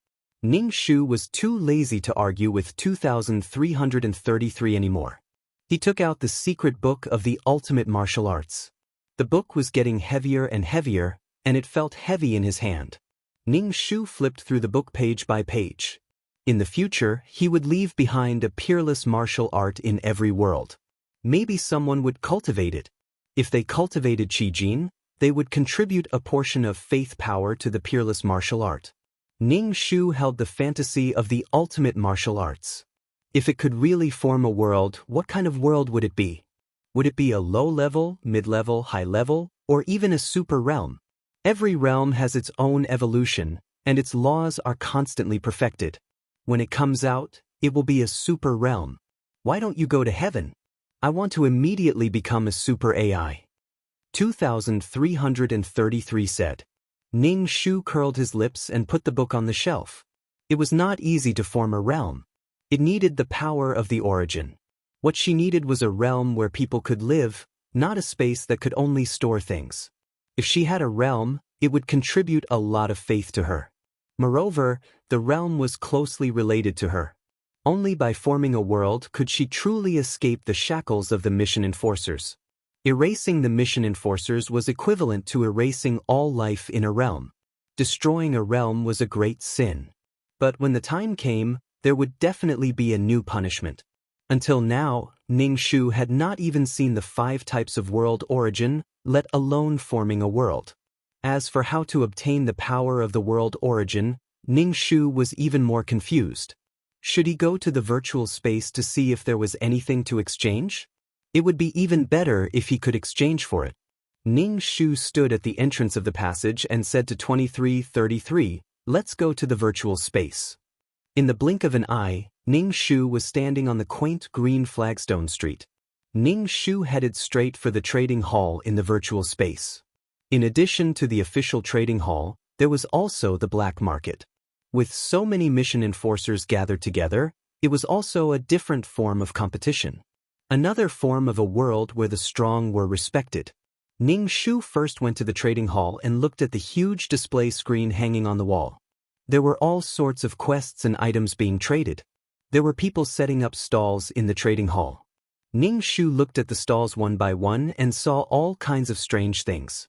Ning Shu took a fancy to a pot of flowers. The flower was white and only the size of a thumb, but it was very delicate.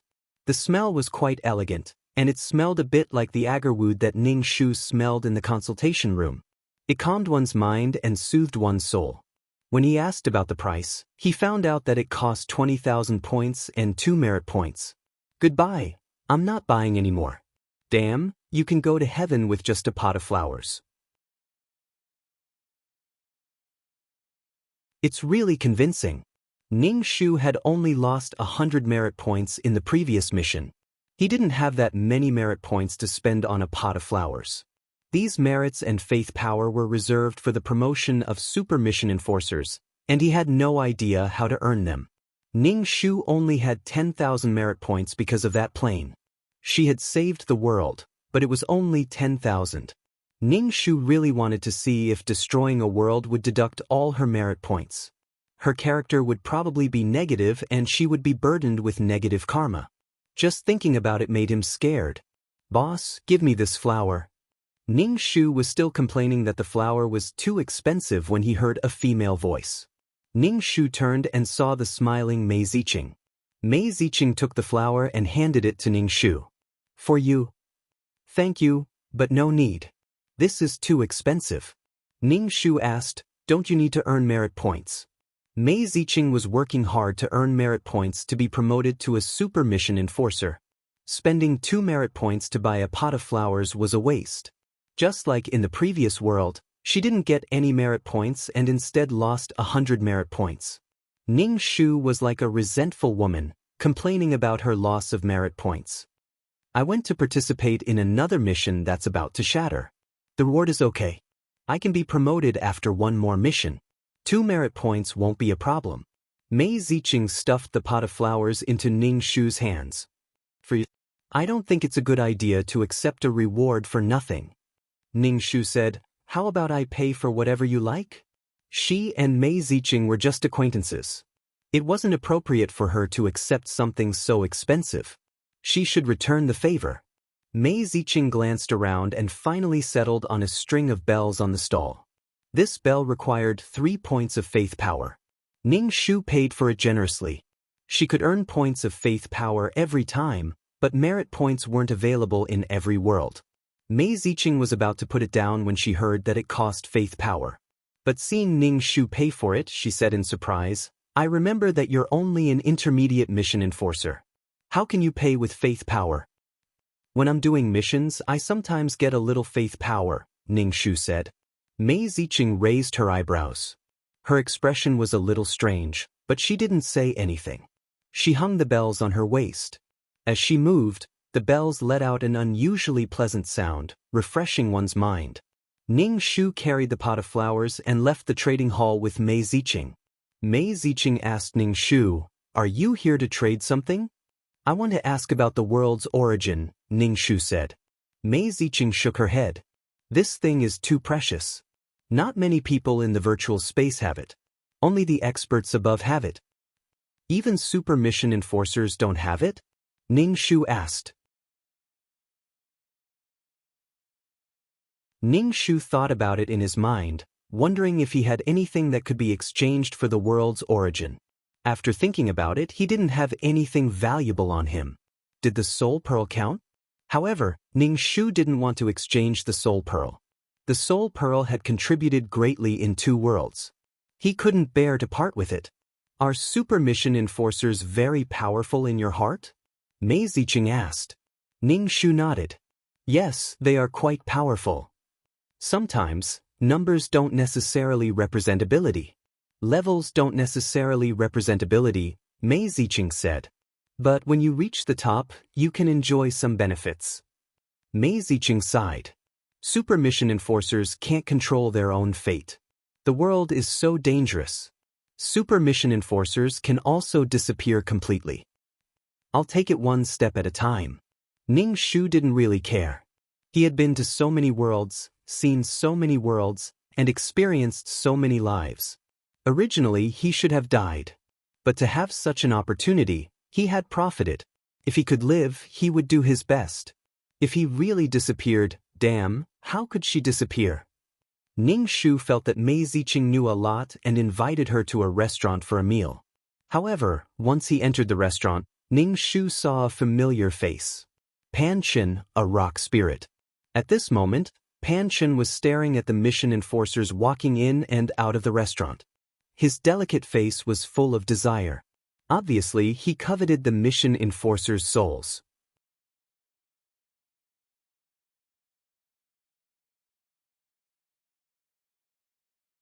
Chapter 931. Pan Chen was a rock. Wasn't he taken away by Uncle? Why was he here? Those green eyes looked as if they wanted to absorb all the souls in the room. He was probably afraid of something and could only look at the mission enforcers while drooling. Ning Shu and Mei Ziqing looked at each other and decided to leave the restaurant quietly. Two beauties. Pan Chen saw Ning Shu and Mei Ziqing. His eyes lit up and he rushed to them. I'm eating. I don't have any points. Can you treat me to a meal? Pan Chen looked a little shy. I want to taste what you're eating. Pan Chen was shy every time he saw him.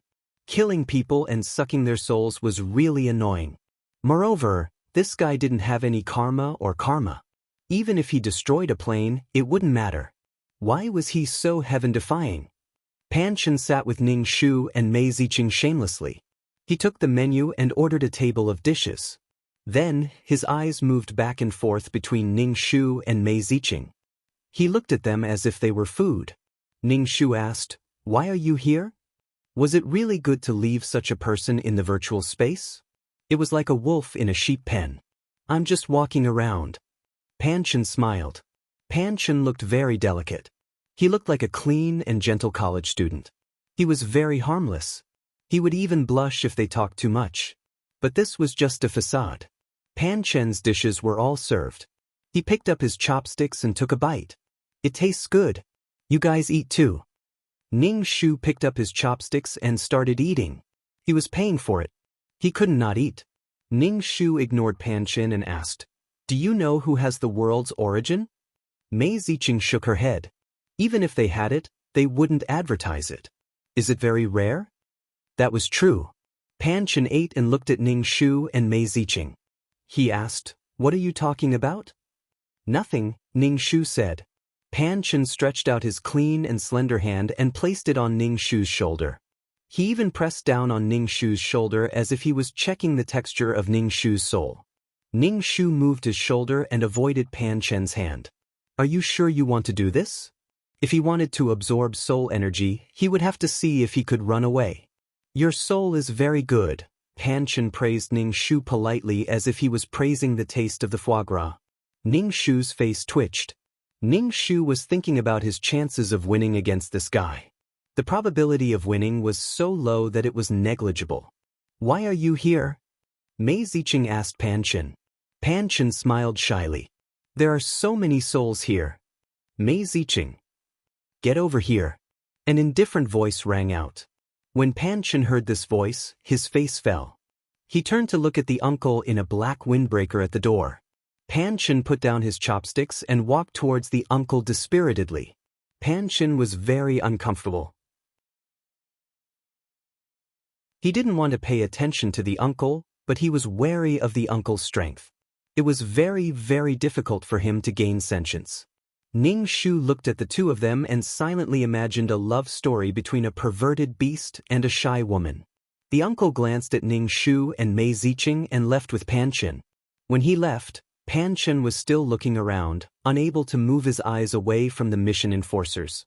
Once Pan Chen left, Mei Ziqing heaved a sigh of relief and said, "This thing can only be controlled by the first-generation mission enforcers." Wherever he goes, it's a disaster. Ning Shu pursed his lips. In the end, he wasn't strong enough. If he was strong enough, he could just throw the stone around and play with it. What was there to worry about? Ning Shu chatted with Mei Ziqing for a while. He didn't ask about the world's origin, but he was sure that the transaction hall didn't have it. The black market might have it, but it was very likely that it would be eaten by the black market. Its safety couldn't be guaranteed. With his current strength, he still wasn't strong enough to protect it. Anyway, this path was very long. He could only pay attention to the world's origin in the mission world. Moreover, there were 5 types of world's origin. It was very difficult to get one. No wonder it was so difficult to build a world. After dinner, Ning Shu and Mei Ziqing parted ways. Ning Shu prepared to go to the black market. I suggest you don't go now. Wait until you're stronger.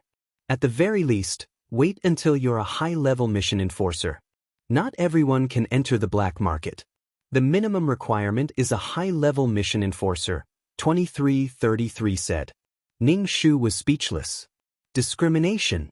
Ning Shu could only say helplessly, then I won't go shopping. Let's go back to the system space. Ning Shu's head was a little dizzy. When he returned to the system space, Ning Shu put the flowers Mei Ziqing gave him on the coffee table. The entire system space was filled with an elegant scent, which made people feel extremely comfortable just by smelling it. Ning Shu took out a book from the bookshelf and slowly read it. When he was done, he put the book back on the shelf and sat up straight. He said to 2333, let's see the next mission enforcer. 2333 coughed and said, do you want to be a pampered concubine system? The previous world was ancient. I don't want to do ancient missions, Ning Shu said tiredly. Let's talk about it next time. 2333 was a little disappointed. Okay. Ning Shu sat on the sofa and waited for the mission enforcer. A woman gradually appeared in the space. Her facial features were decent and pleasing to the eye. She had the looks of an average person. This woman's face was pale and her body was slightly swollen. She looked very young. Ning Shu estimated that she was around 25 years old. Her eyes were dull and dull. Her hands were in front of her, like she was hugging a baby. However, there was nothing in front of her. Ning Shu cleared his throat and said, hello. However, the woman didn't react. Ning Shu couldn't help but raise his eyebrows. Hello. The woman looked at Ning Shu, but she didn't say anything. This was the first time Ning Shu had met a mission enforcer like this. In the past, he had met people who were filled with hatred, sadness, and regret. However, he had never met someone who was as disheartened as this woman. Her whole body was lifeless. He didn't know what she had experienced. Ning Shu asked, are you the one who wants to counterattack? It doesn't matter. Why was I brought to this place after I died? Zhang Ning said. From the beginning to the end, her arms didn't move. She was still hugging a baby. What counterattack? I have nothing to counterattack. What can I change? Zhang Ning said with a frown. Ning Shu took a deep breath and decided to read the story of this world first. The person in front of him was called Zhang Ning. She was an ordinary woman without any amazing talent.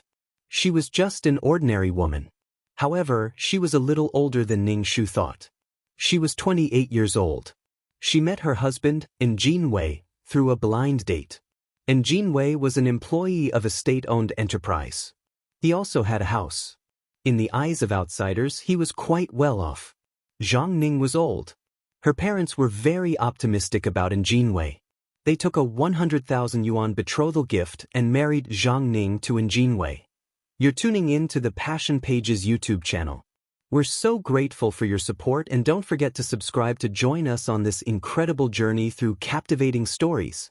Your generosity through donations truly makes a world of difference, as it's the primary source of revenue that allows me to expand and enhance this channel for you. Thank you from the bottom of my heart for being a part of this adventure.